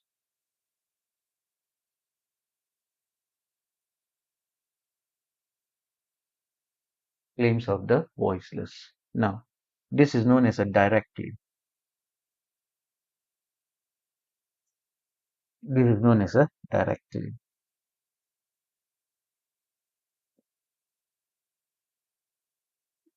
This is known as a direct claim. So this direct claim is claims done using your own voice. These are stakeholders. These are stakeholders who know their rights and are vocal. Okay, so where's the example? Maybe the example is in the table above.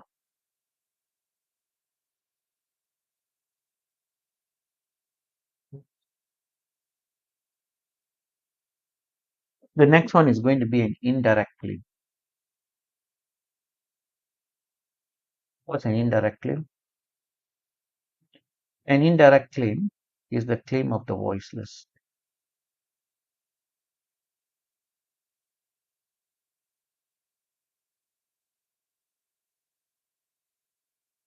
Claim of the voiceless. Right. Now, who are these people? Claim of the voiceless. This can be stakeholders who are unaware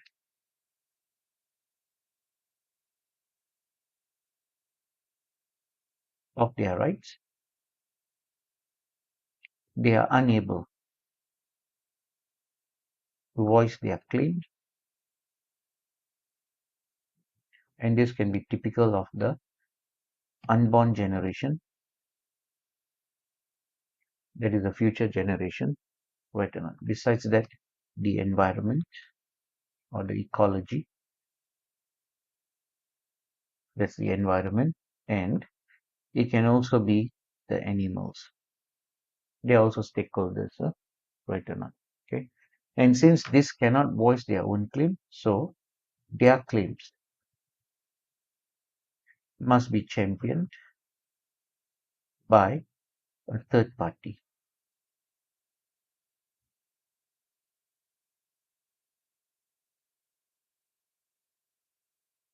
Okay. Must be championed by a third party. Who is a third party? The third party that we have can be NGOs and things like that. Right? Okay. Third parties can be NGOs or other charities. Right? So, for example, I'm sure you have heard about all this. So, for example, what do we have? Okay, WWF, World Wildlife Federation, right? UNCHR, right? Okay. Besides that, you can also have Greenpeace or something in our neighborhood, SPCA, the Society for Prevention of Cruelty to Animals, right? Okay. So these are the agencies that will work for the indirect claim, the claim of the voiceless, right? Okay. Right. Yes. So with that, basically I've talked about the claims already. So the next one will be the classification of stakeholders.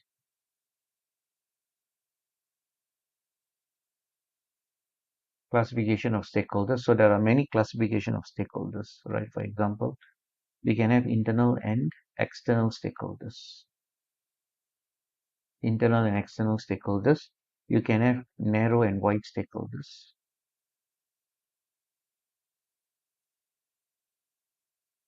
Narrow and wide stakeholders. You can have primary and secondary stakeholders. Then you can also have active and passive stakeholders.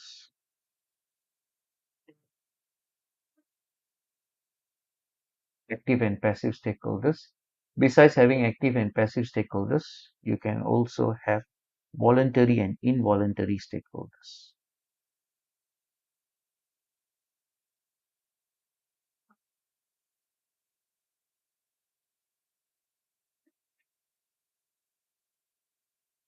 And involuntary stakeholders.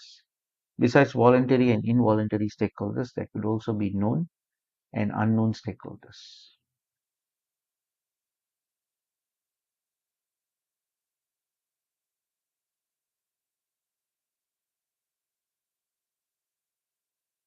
Known and unknown stakeholders. Then you also will have legitimate and illegitimate stakeholders.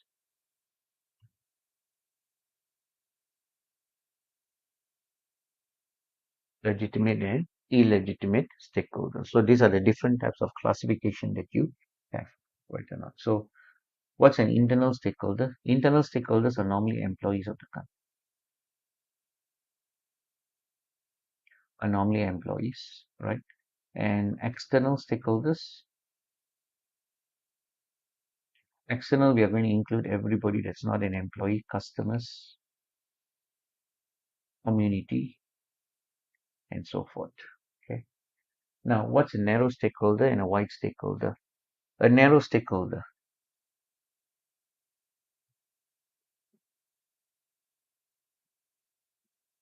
A narrow stakeholder is most affected by the activities of the organization.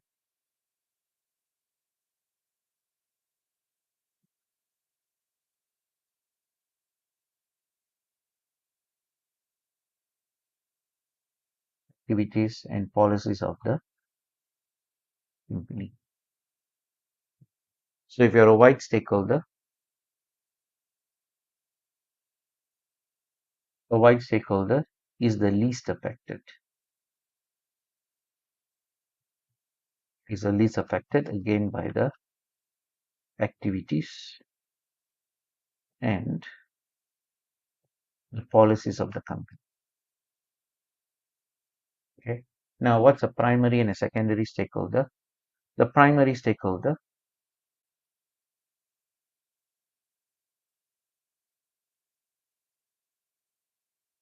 the primary stakeholder is responsible for the going concern of the company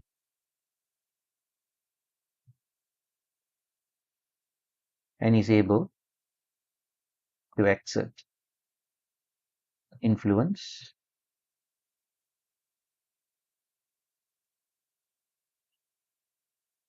on the company. Okay. This particular stakeholder is where the company is most affected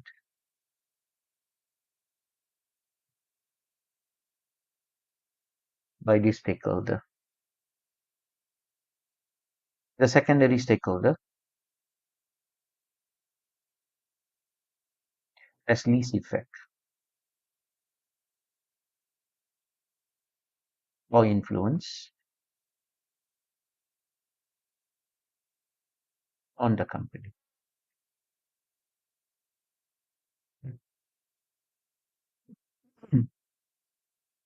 Next one, active and passive.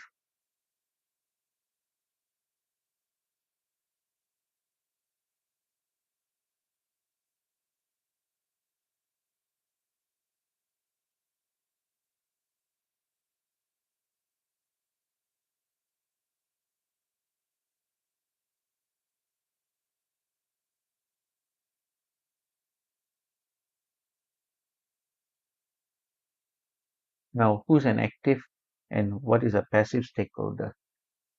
An active stakeholder will choose to engage in the activities of the company, while a passive stakeholder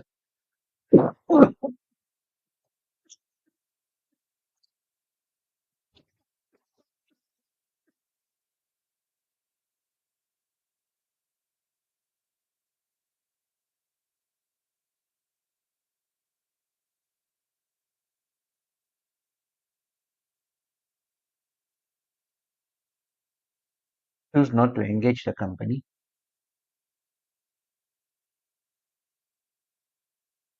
choose not to engage the company, but this does not mean that the passive stakeholder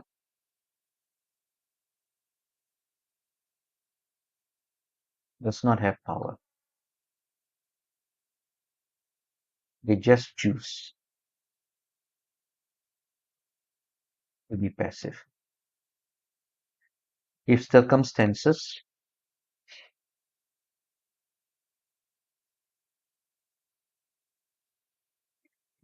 circumstances arises, they can become active.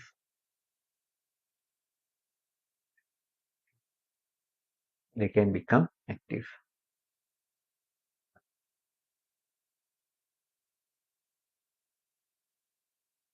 Right, next one.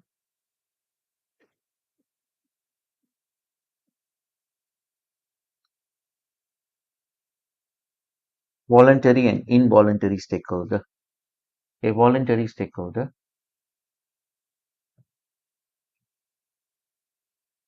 will choose to engage the company on their own free will. And at any point of time,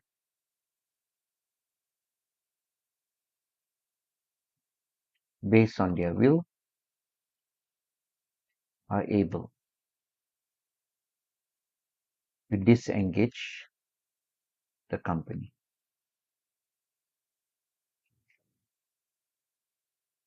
For example, some type of customers. You chose to buy from LSBF, you can also choose not to buy. You're a voluntary stakeholder. You were not forced to engage the company. The involuntary stakeholder has no other choice but to engage the company and are not able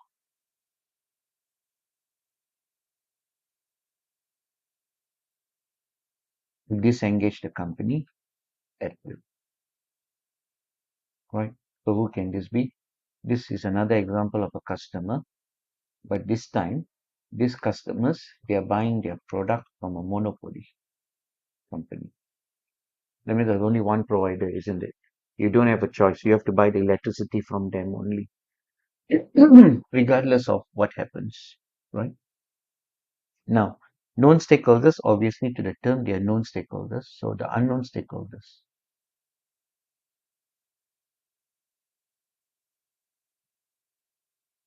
So these are the stakeholders we do not know. So what can be an example? From an ecological point of view, the unknown stakeholders are the living creatures at the bottom of the ocean.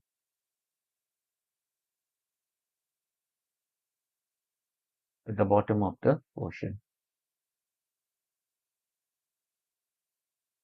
At the bottom of the ocean.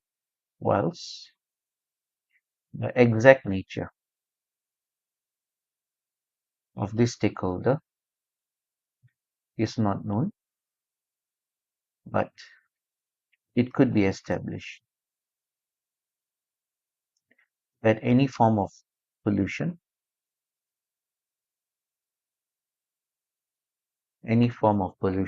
will be detrimental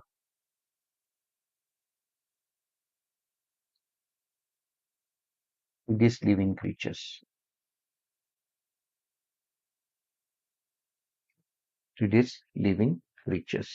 Right? So this is the model that we would normally use to manage the ecology. So although we do not know what are the living creatures at the bottom there, but I think we can understand that any form of pollution will be bad for them. So that is why you need to control disposal, pollution and things like that. Legitimate, okay, is this individual a terrorist or a freedom fighter?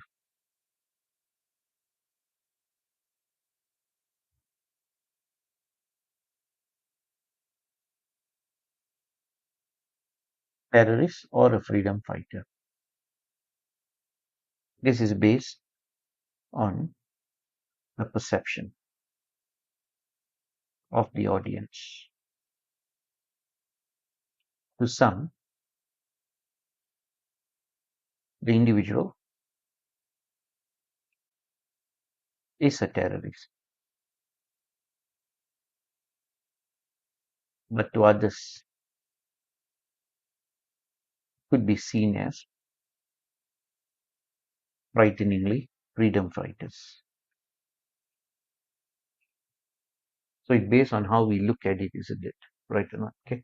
So that is the classification. So now what we want to do is take all this to a question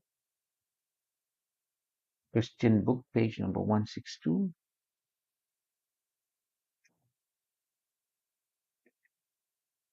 Question one first.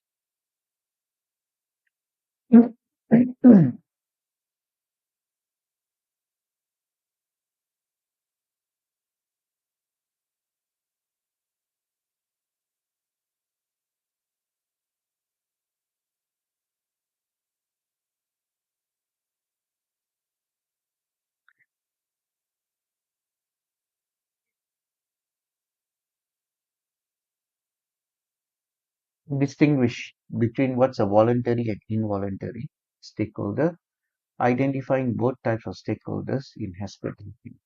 Right? So the first part we don't need to read the text. Okay, we can define, right? So the first one is to distinguish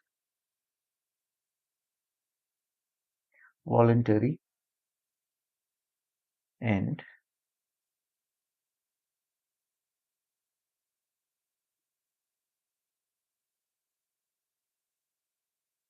involuntary stakeholders, right? So where are we going to get this contrast? Okay, just take this. You can remove the examples if you want to.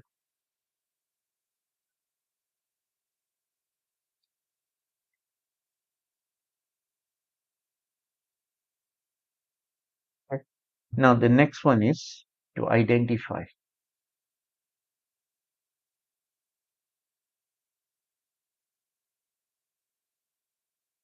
both voluntary and involuntary stakeholders.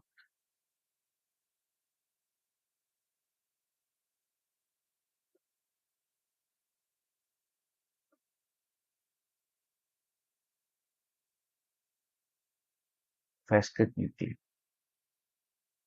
Okay. So first what you would do is, I think first what you need to do is identify all the stakeholders. Identify all the stakeholders, and then after that decide whether are they voluntary or involuntary.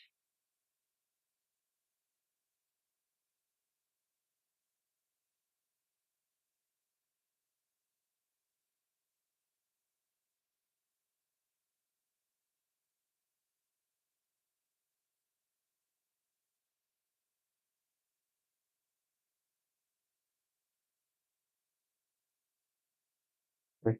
So first identify all stakeholders in Pascal Euclid, and after you have identified all the stakeholders of Pascal nuclear, then you want to say whether are they voluntary or are they going to be involuntary. And then if there's any comments that you want to give.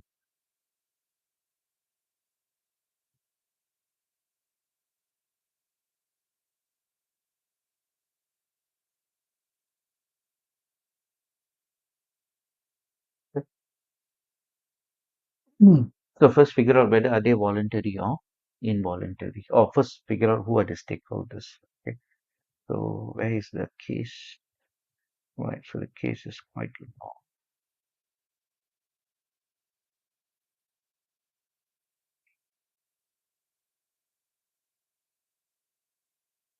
Right. Hesket Nuclear. Hesket Nuclear is a power station in Ireland, a large European country. The HN plant is operated by Hesket Power Company. which in turn is wholly owned by the government of Ireland. Initially opened in 1950s, the power station grew in subsequent decades in addition to several other facilities in the same site. Heskett Nuclear now has to generate 5% ability of the 5% of Ireland's entire electricity demand and is one of the largest nuclear stations in Europe. At each stage of its development from 1950s to the present day, the development of the site was welcomed by relevant local government authorities, by the business that have supported it, and also by the trade union all forward together. Right? A nuclear reprocessing facility. A nuclear reprocessing facility was also added in 1980s. This is a valuable source of overseas income for nuclear power producers in many countries that would send materials by sea to HN to be reprocessed. This include nuclear producers in several developing countries that rely on the cheaper reprocessed fuel.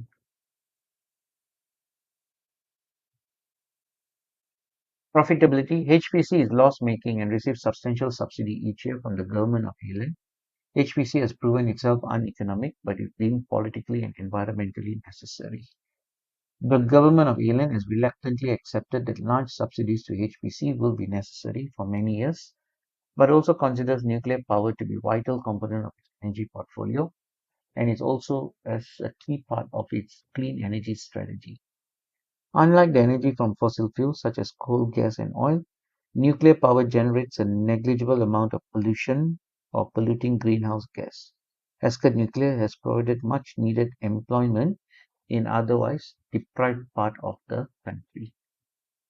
The HN power station underpins and dominates the economies of the local area and local government.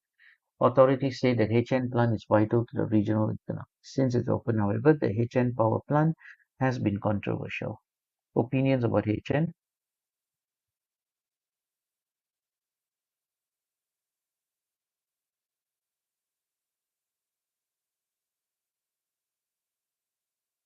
Opinions about HN.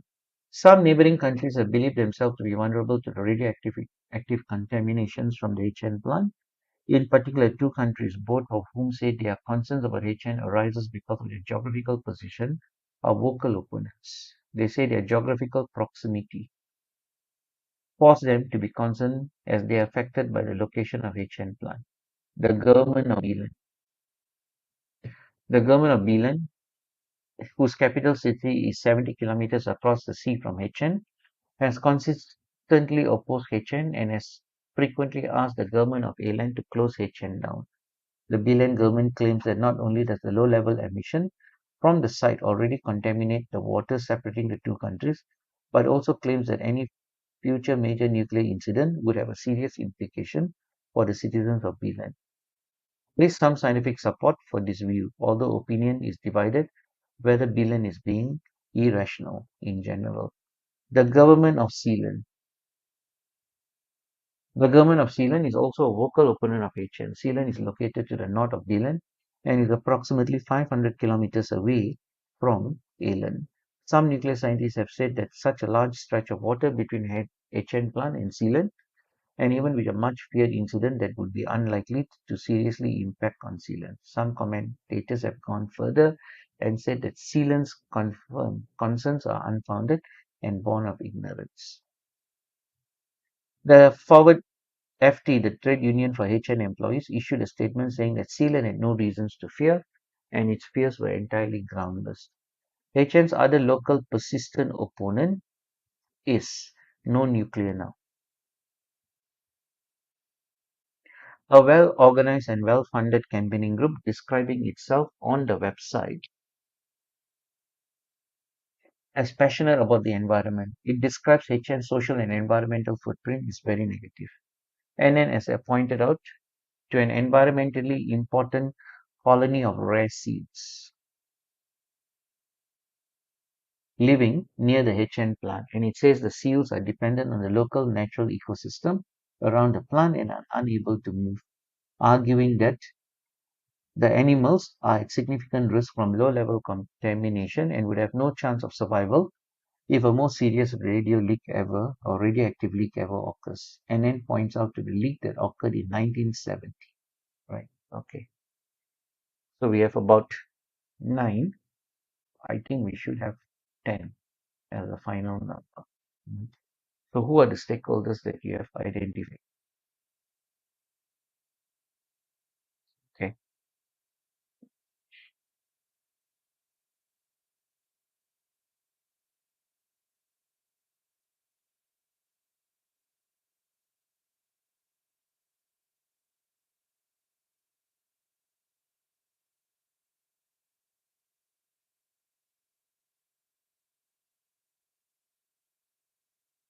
First one that we have is who?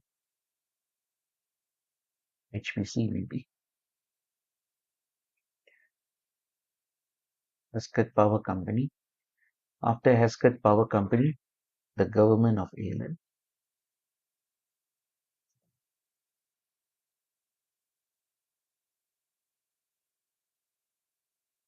After the government of Ireland, what else do we have? FT, the trade union.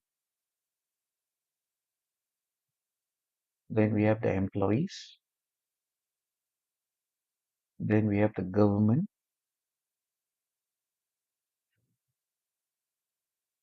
of Ireland. Then we have the government of Sealand.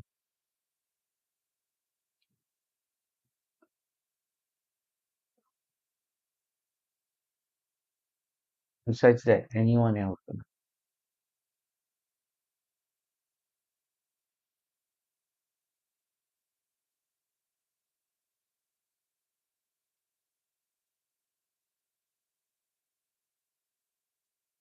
Besides the government of Beelan and Sealand, what else do we have? NNN, no nuclear now.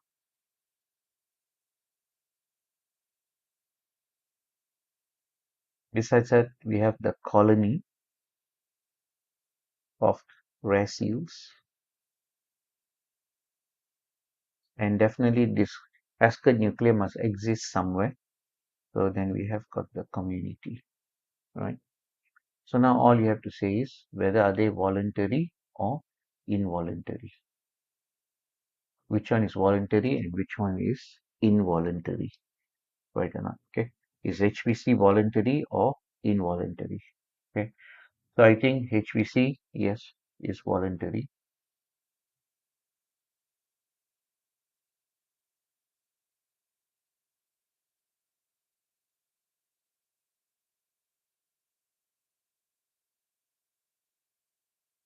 Okay, yes, it's voluntary. The government of Ireland to Hesketh Nuclear, yes, voluntary. The trade union, yes, voluntary. Employees, also yes, voluntary. Right? Government of Beelan, okay, it is involuntary. Government of Sealand is voluntary, involuntary. No nuclear now, you engage the company on your own free will, voluntary. The colony of rare seals, they are involuntary. And the community that we have that is living nearby is also involuntary. Okay. So that is what we have, voluntary stakeholders and involuntary stakeholders, right or not? Okay. Now for comments, we don't have to comment because why? This will go into question 2 already. This will go into question 2. What was question 2?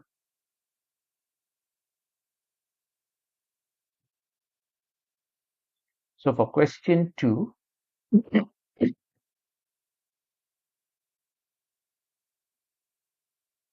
assess the claims of the 3 involuntary assess the claims of the 3 of the involuntary affected stakeholders identified. Right. So you just need to identify 3 only. Right. So who are we going to take? I'm going to take the government of Beelan.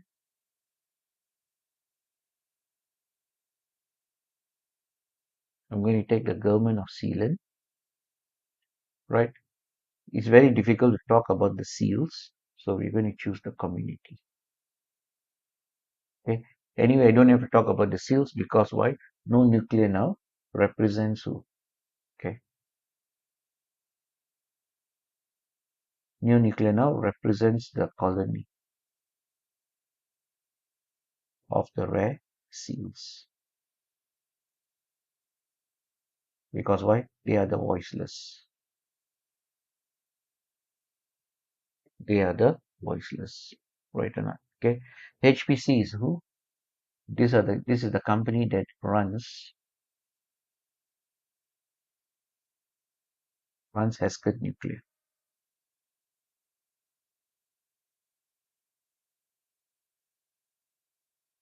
Runs Heskett Nuclear. This owns Heskett Nuclear. Okay. This is a trade union, employees that work there, and so forth. Right. So you can take this out now. And then what you can do is you can talk about question two. Right. What we do is we take a break. After that, we come back and look at what are the claims. Right.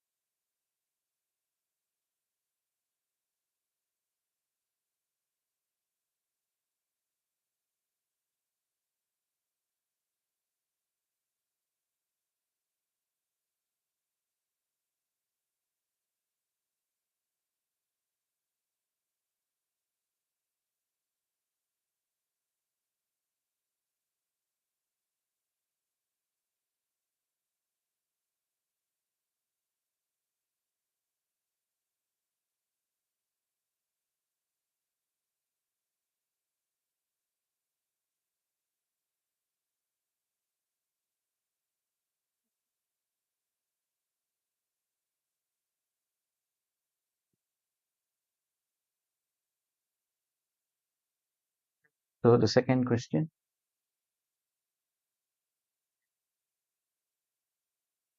question number 2, assessment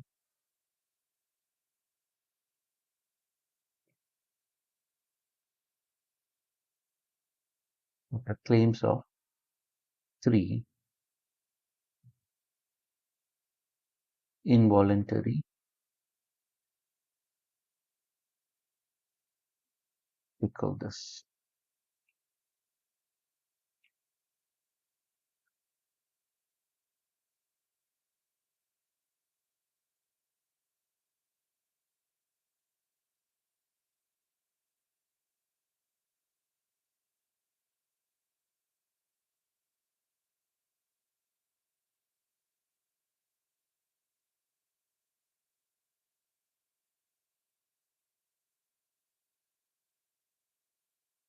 Assessment of the claims of the 3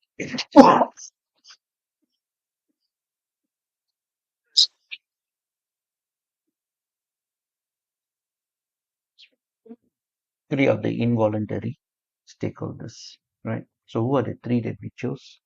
One is the government of Beelan,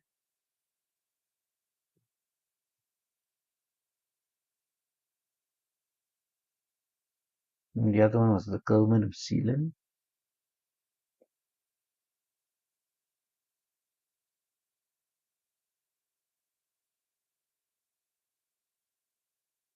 and the last one is the community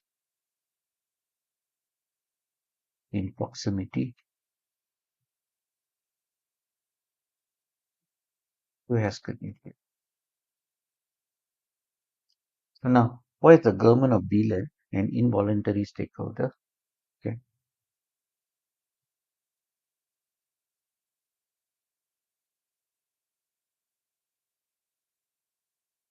The government of Beelan is forced.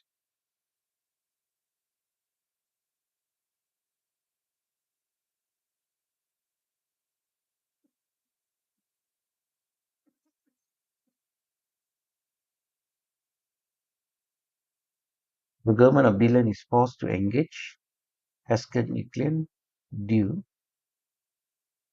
to their geographical position.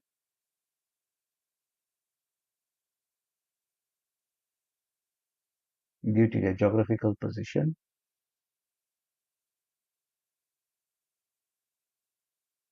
that is in proximity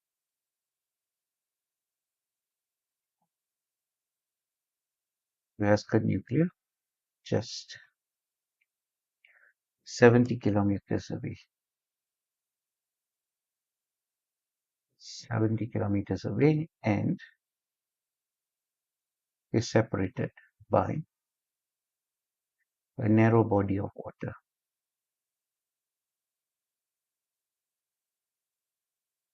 By a narrow body of water. Okay. The government claim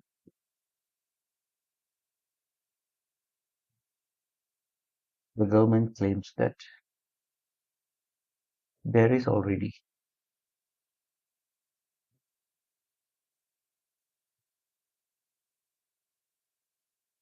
there is already a low level contamination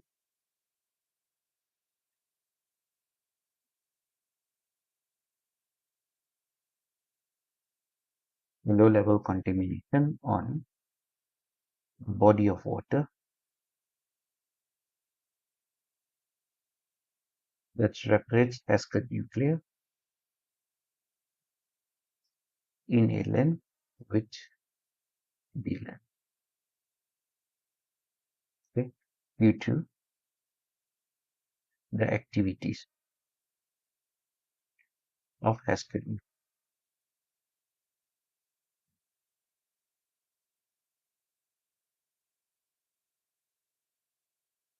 The government further claims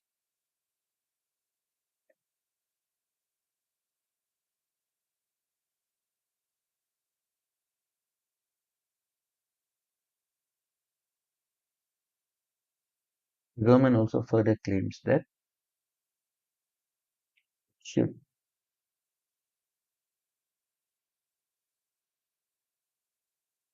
Would there be a more serious incident that has got nuclear as it happened in 1970?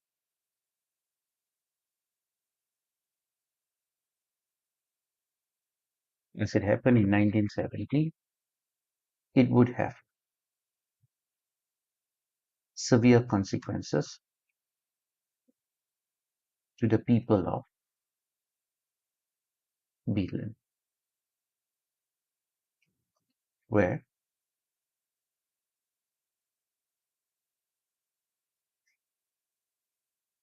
losses of lives and long-term implication cannot be avoided. Okay, so that is their claim, right? So the first paragraph talking about, right, how the government became an involuntary stakeholder. The second paragraph is talking about the claims. Now we still haven't done the assessment. We still haven't done the assessment, right? So the third paragraph will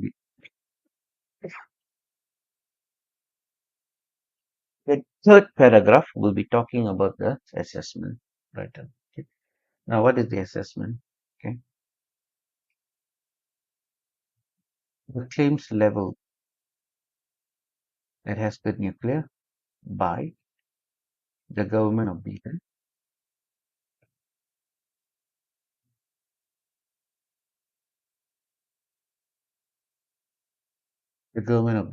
seem to have some validity, as there is some scientific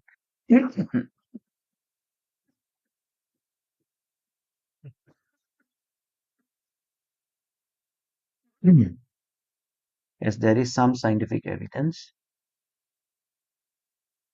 that seem to support the claims of the Beelan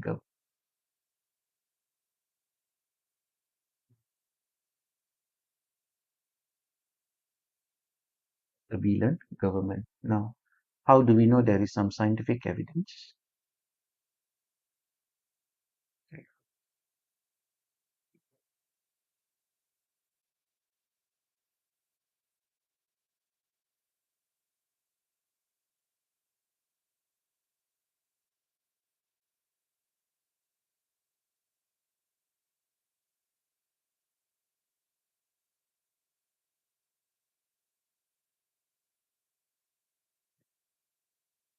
Support this belief.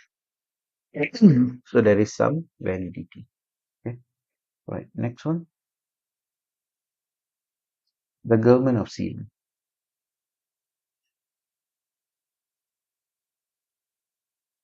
The government of Zealand is also engaged with Heskett Nuclear due to its geographical position.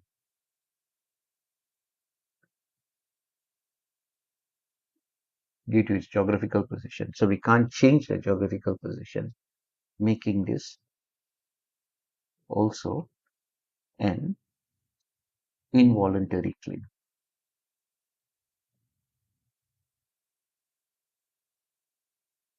Involuntary stakeholder.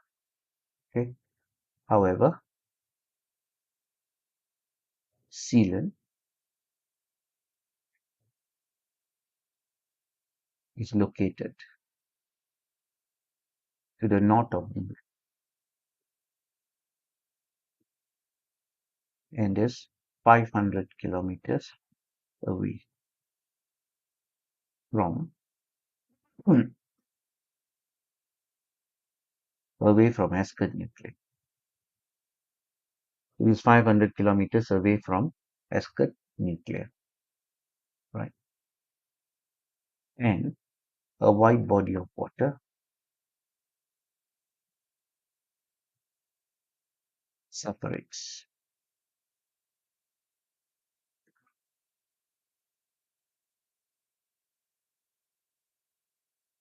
And a wide body of water separates sealant from Ascot nuclear in England. Okay. Now, what is their claim? The Sealand government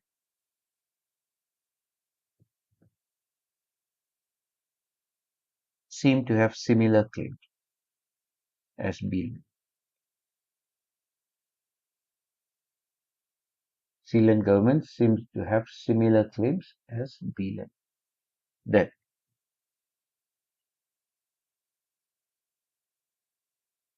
an unwanted event in Ascot nuclear could have severe impact on the people of Sealand. Okay, so that is their claim, right? Now, how to assess the claim, right? The claims leveled at Ascot nuclear by the government of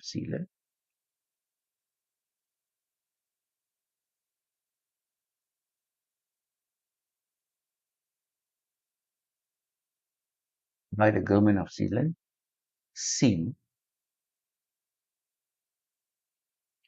to be born of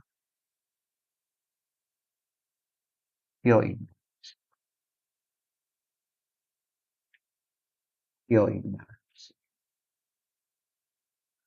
There is scientific evidence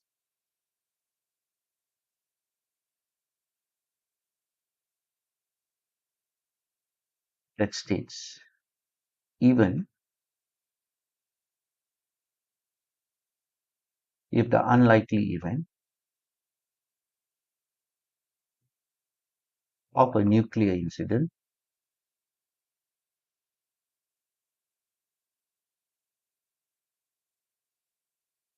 occurs in Ascot nuclear, the pollution will not affect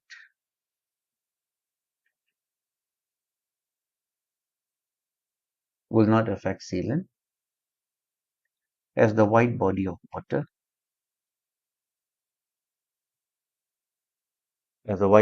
water between Ascot nuclear and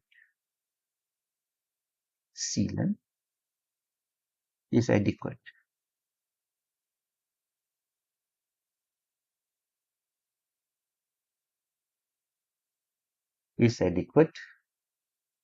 To suppress the nuclear fallout. As such, the sealant claims is invalid. As such, the sealant claims is invalid. Okay, right. Then the next one is going to happen to the community in proximity to HN. Okay. Now this community can be the population of the town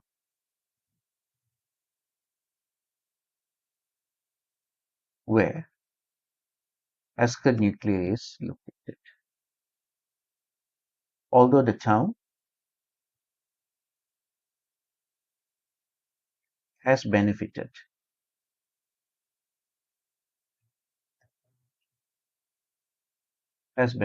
from Ascot nuclear in terms of employment and the stimulus for the local economy.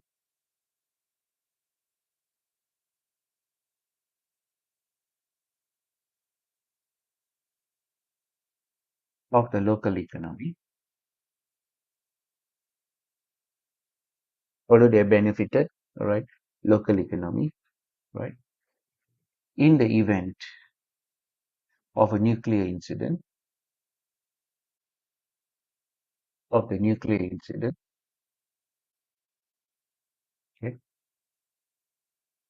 The people of the town will face severe consequences. Reports of such incident from other parts of the world, like in Japan,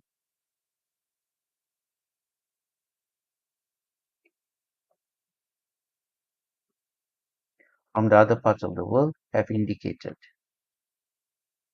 that the community must abandon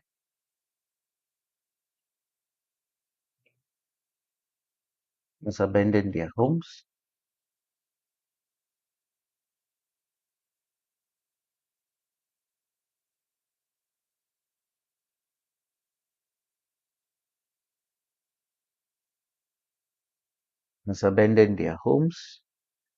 and town as the area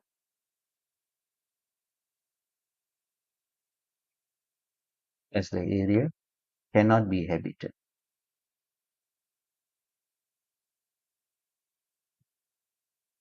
inhabited due to the nuclear incident.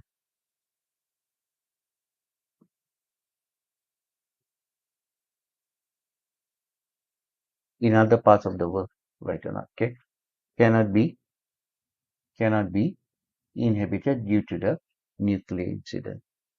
As such, the concerns and claims of the community is valid and cannot be disregarded. Okay. All right, so that is for the stakeholder issues already, right or not? So, as such, what we have done, we have completed everything on the stakeholder requirement. Okay, so what we have done is we have defined the stakeholder, we have done the influence of stakeholder, we have looked at the claims of the stakeholder, and then we have also done the classification of stakeholders. But classification only one so far, voluntary and involuntary, right? Okay. So with that, what we can do is,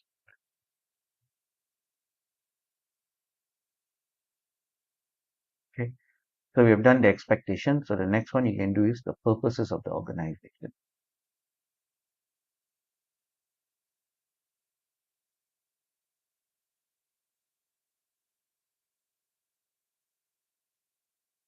So what comes under the purposes of the organization? The purpose of the organization, you can look at your notes also.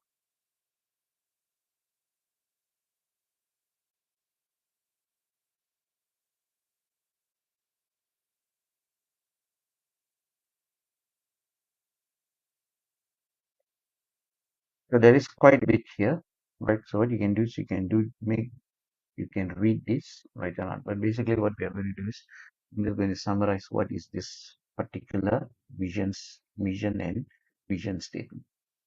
Okay. Page number 48, right?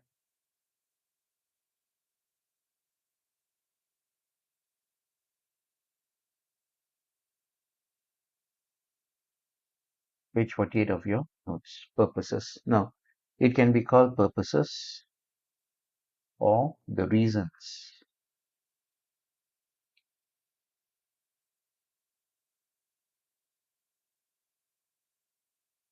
Purpose or reason for the company to exist.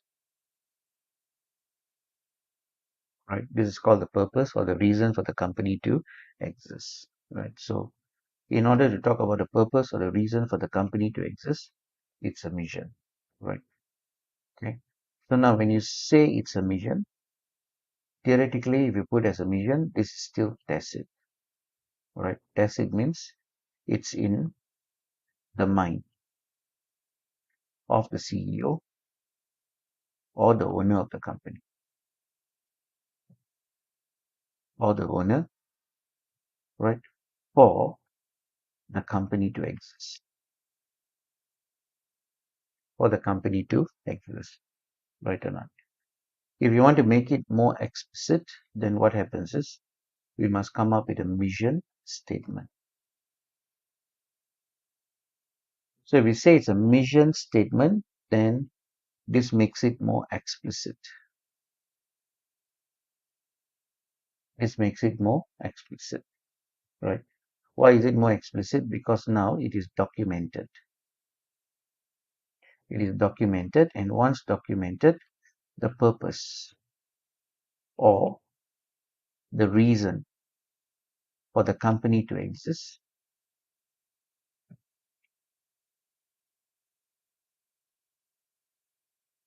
for the company to exist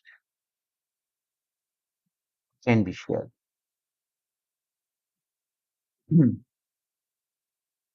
Can be shared with all stakeholders. With all stakeholders. Right. Now the mission statement can come in many ways. If it's an open statement, then it becomes a very flexible reason for the company. But if we come up with a very closed statement, then this will talk about very specific reasons for the company to exist. Okay. Now this mission statement or the mission statement will be the most generalized statement.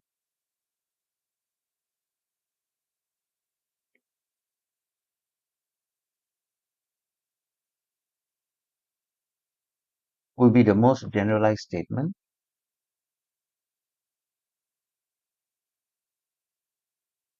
for the company to exist.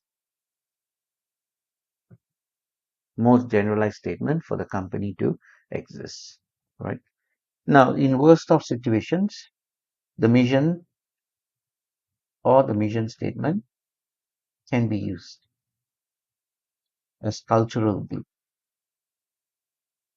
What is the meaning of this cultural glue? This is to bind all stakeholders together.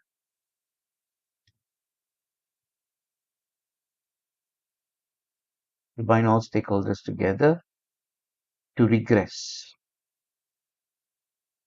their own claims for the importance of the company and its purpose. Okay? Important for the company and its purpose. Right or not? Okay. Now, can this mission statement change? The mission and the statement can change over time. Why can it change over time? Number one, there's a change in ownership. There's a change in ownership. That means the company has been acquired by somebody else. Company acquired by someone else. Company is acquired. Okay. Besides change in ownership, there can also be changes due to technology. Okay. Changes due to technology. Right or not? Okay.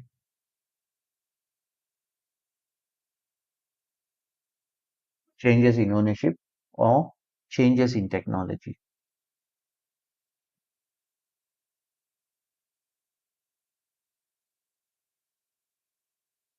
or the substitution of technology.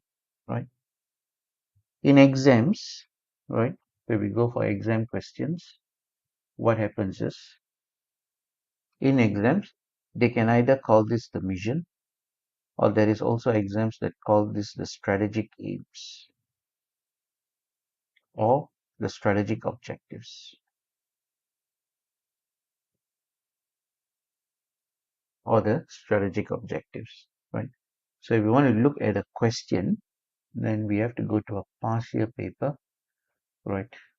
That is on the website, September, December 2020. Okay, the title of the question is BCO. Okay, and BCO is a charity. And BCO is a charity. BCO is going to be a charity, right?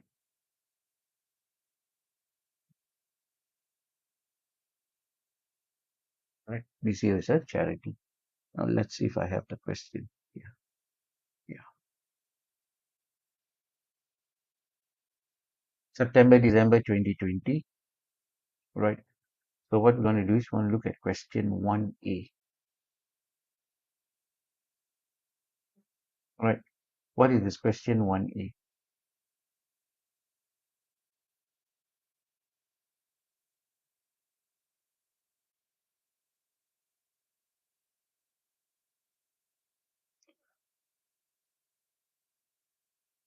Question 1A, part 3.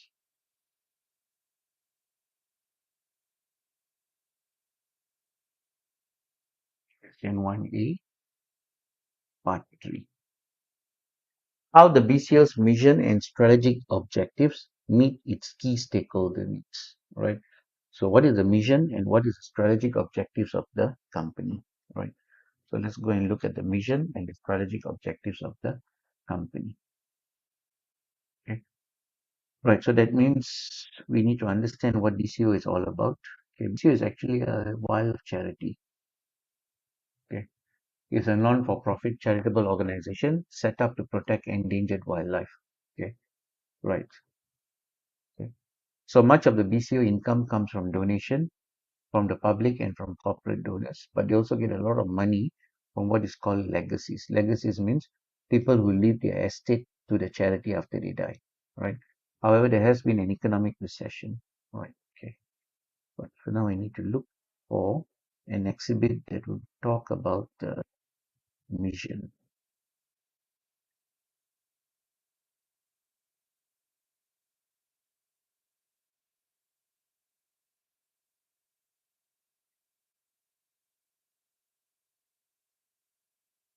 So there we go, right? So this is the mission, right? So this is the purpose.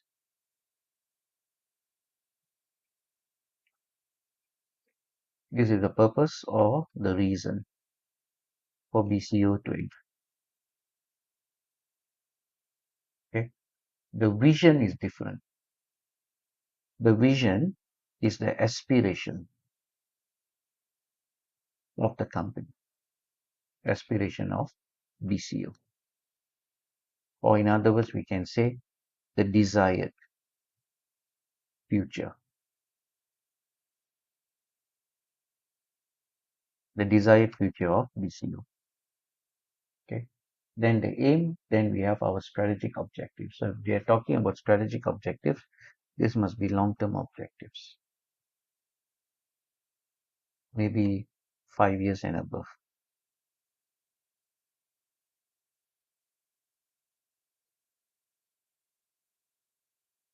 Maybe for 5 years and above. Right. So what is their mission? Their mission is very simple, straight one line, to protect and conserve the wildlife for future generation. So that means their mission is about sustainability,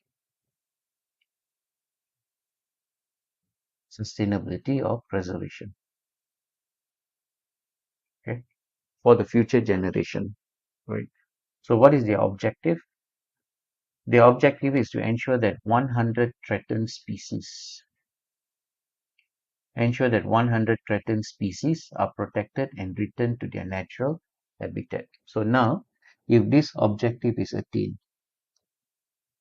okay, so now if this objective is attained, the question is, will it attain the objective of preservation?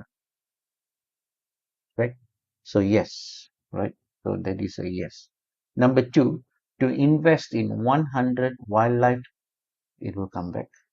Yes. To invest in 100 wildlife habitat projects across the world through the provision of training and education for local staff, volunteers, and communities. Right? So now is this training and education?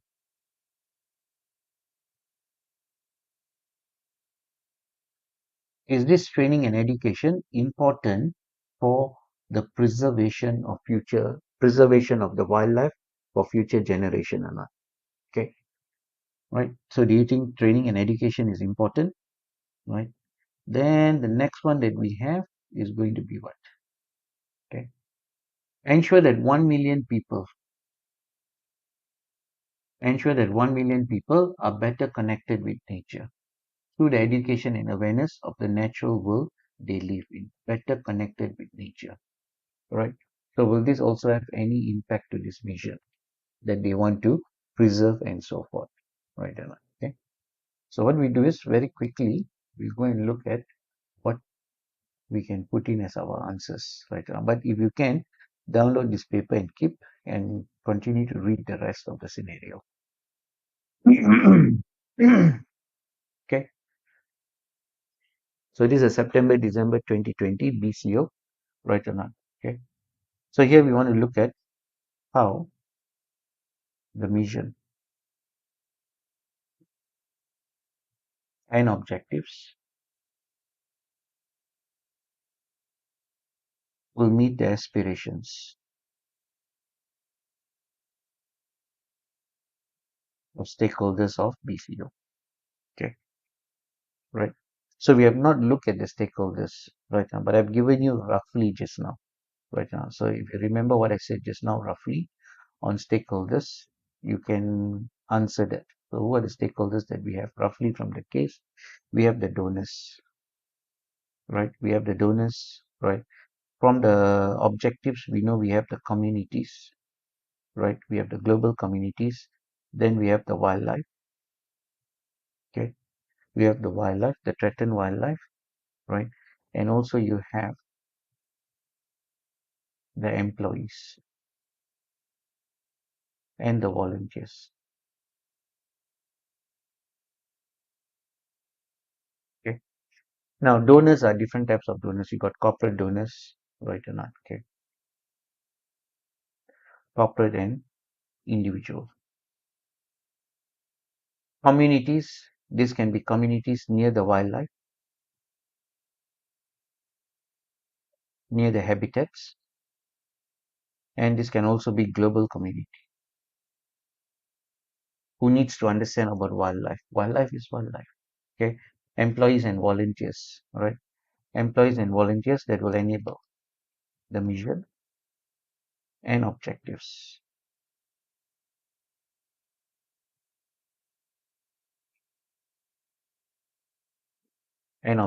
of BCU, right? So what is the mission of BCU?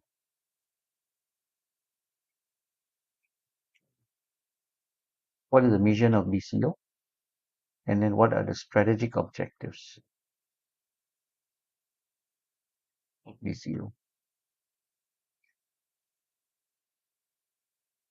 Now the mission of BCU was given to us in the case, right? What did they say in the case? This is to protect and conserve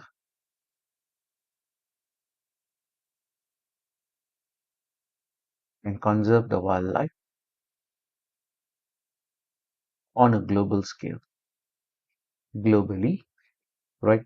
For the future generation, for the future generation. Attainment of the mission, attainment of the mission is critical for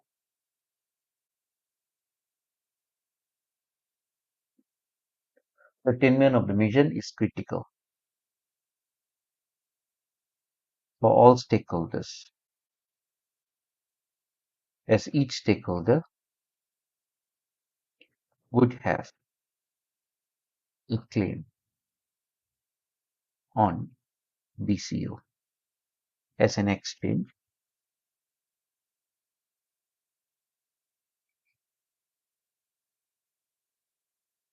for their stakeholding, okay? As an exchange for their stakeholding, right? The mission is also critical to support the strategic objectives set by BCO,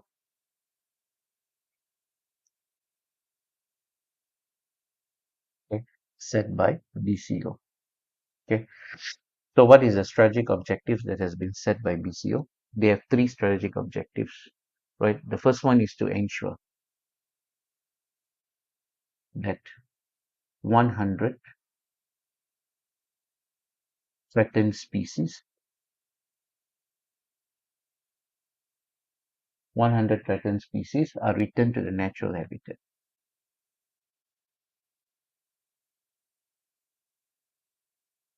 One minute.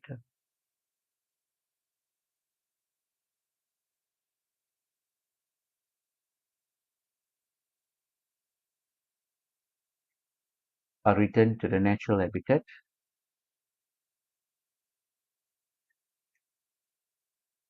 in the next 5 years.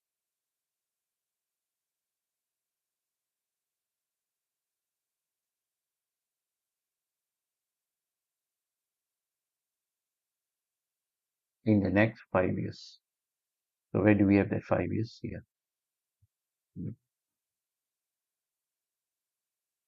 Right, so that is the first objective. Now, the second objective that they have is to invest in 100 wildlife projects.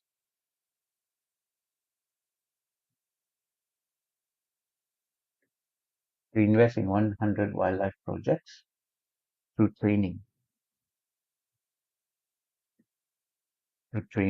and education of local employees, of local staff, volunteers, and communities. And the third objective that they have is to ensure that 1 million people are better connected. One, no, 1 million people are better connected with nature through education and awareness.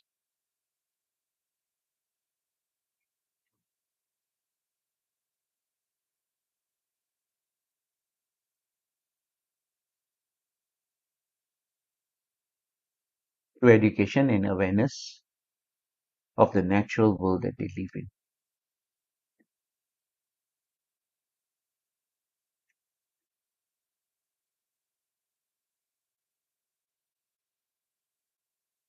So now we have got all the strategic objectives up already.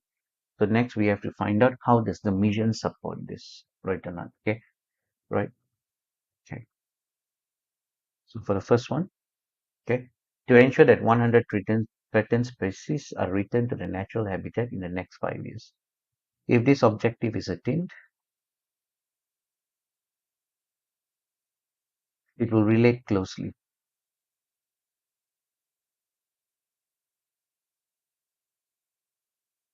It will relate closely to the purpose, to the attainment of purpose, of the purpose for BCO to exist. Okay. So if this objective is attained, then it will be relating closely to the attainment of the purpose of BCO to exist, that is to preserve at least the 100 wildlife, the 100 threatened species, back to their natural habitat,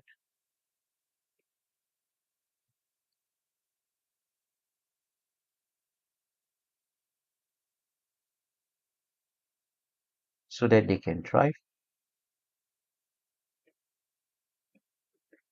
for the benefit of the future generation.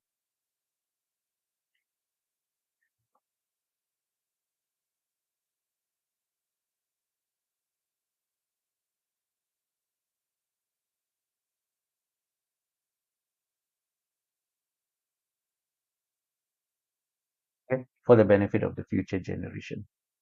Right? Now, attainment of these objectives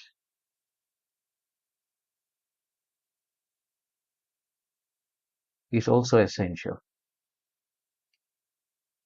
for the support, for the continued support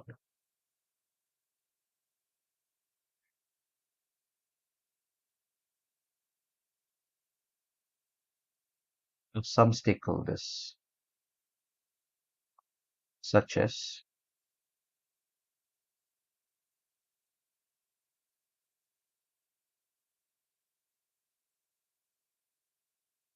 the corporate donors specifically. Hmm, right. Okay, next one.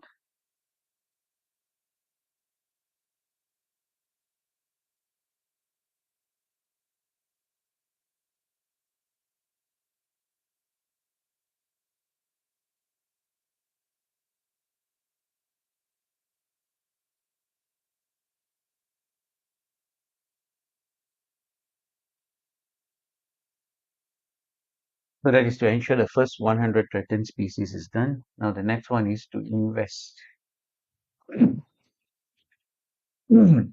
Next one is to invest in 100 wildlife habitat projects to training, education of local staff and volunteers. Right. Okay. This objective is also closely related to the mission to preserve and conserve the wildlife.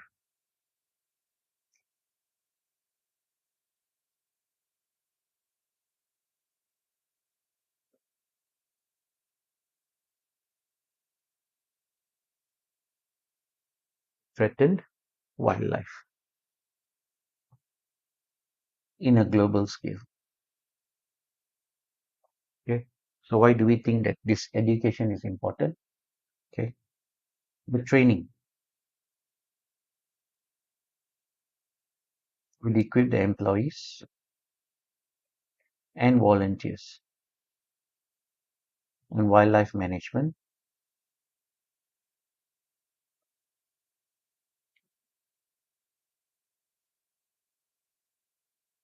wildlife management and communities to deal with the engagement of wildlife, and not to resort to destruction of wildlife.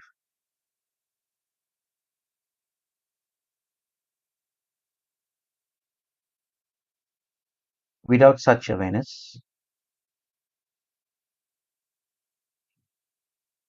without such awareness, the mission of the company, the mission of BCO may not be attained, and this would affect other objectives as well.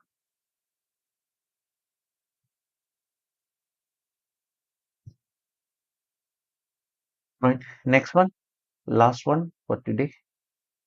This is to ensure what 1 million people are better connected. 1 million people are better connected with nature through education and awareness of the natural world that they live in. Right. Okay. So this is looking at a more wider coverage, isn't it? Right. Now, this objective is to harness the support of global population to understand and to live together with the wildlife,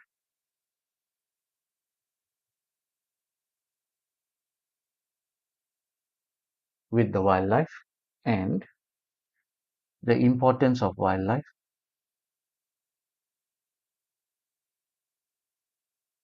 for the ecosystem.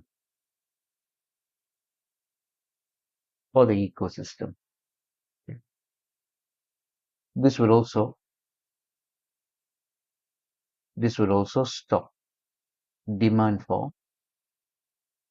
wildlife parks. If this objective is attained,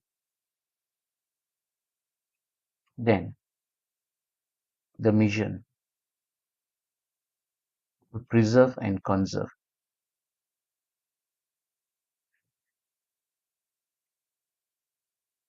the wildlife for future, for the future generation, which is unborn, will be attained.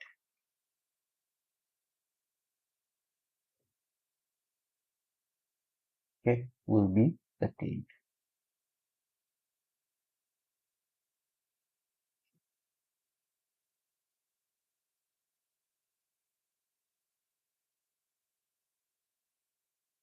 Okay. So all in all now, what can we say?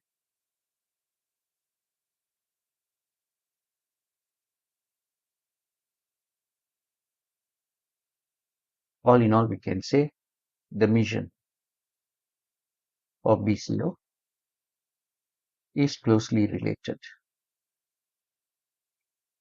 to the objectives, to the strategic objectives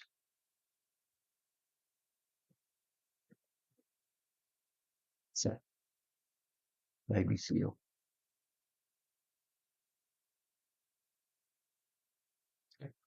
So if they attain this, then we get it right now. So with that, what you have done is you have already completed, I think, the strategic position.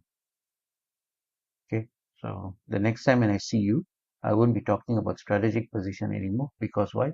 You have finished the environment, you have finished capability and expectation and purposes. So the next time when I see you, I'll be talking about the strategic choice, right?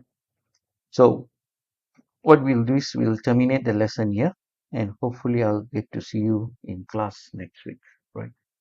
So that's all for today. All right. I'll see you in your next lesson.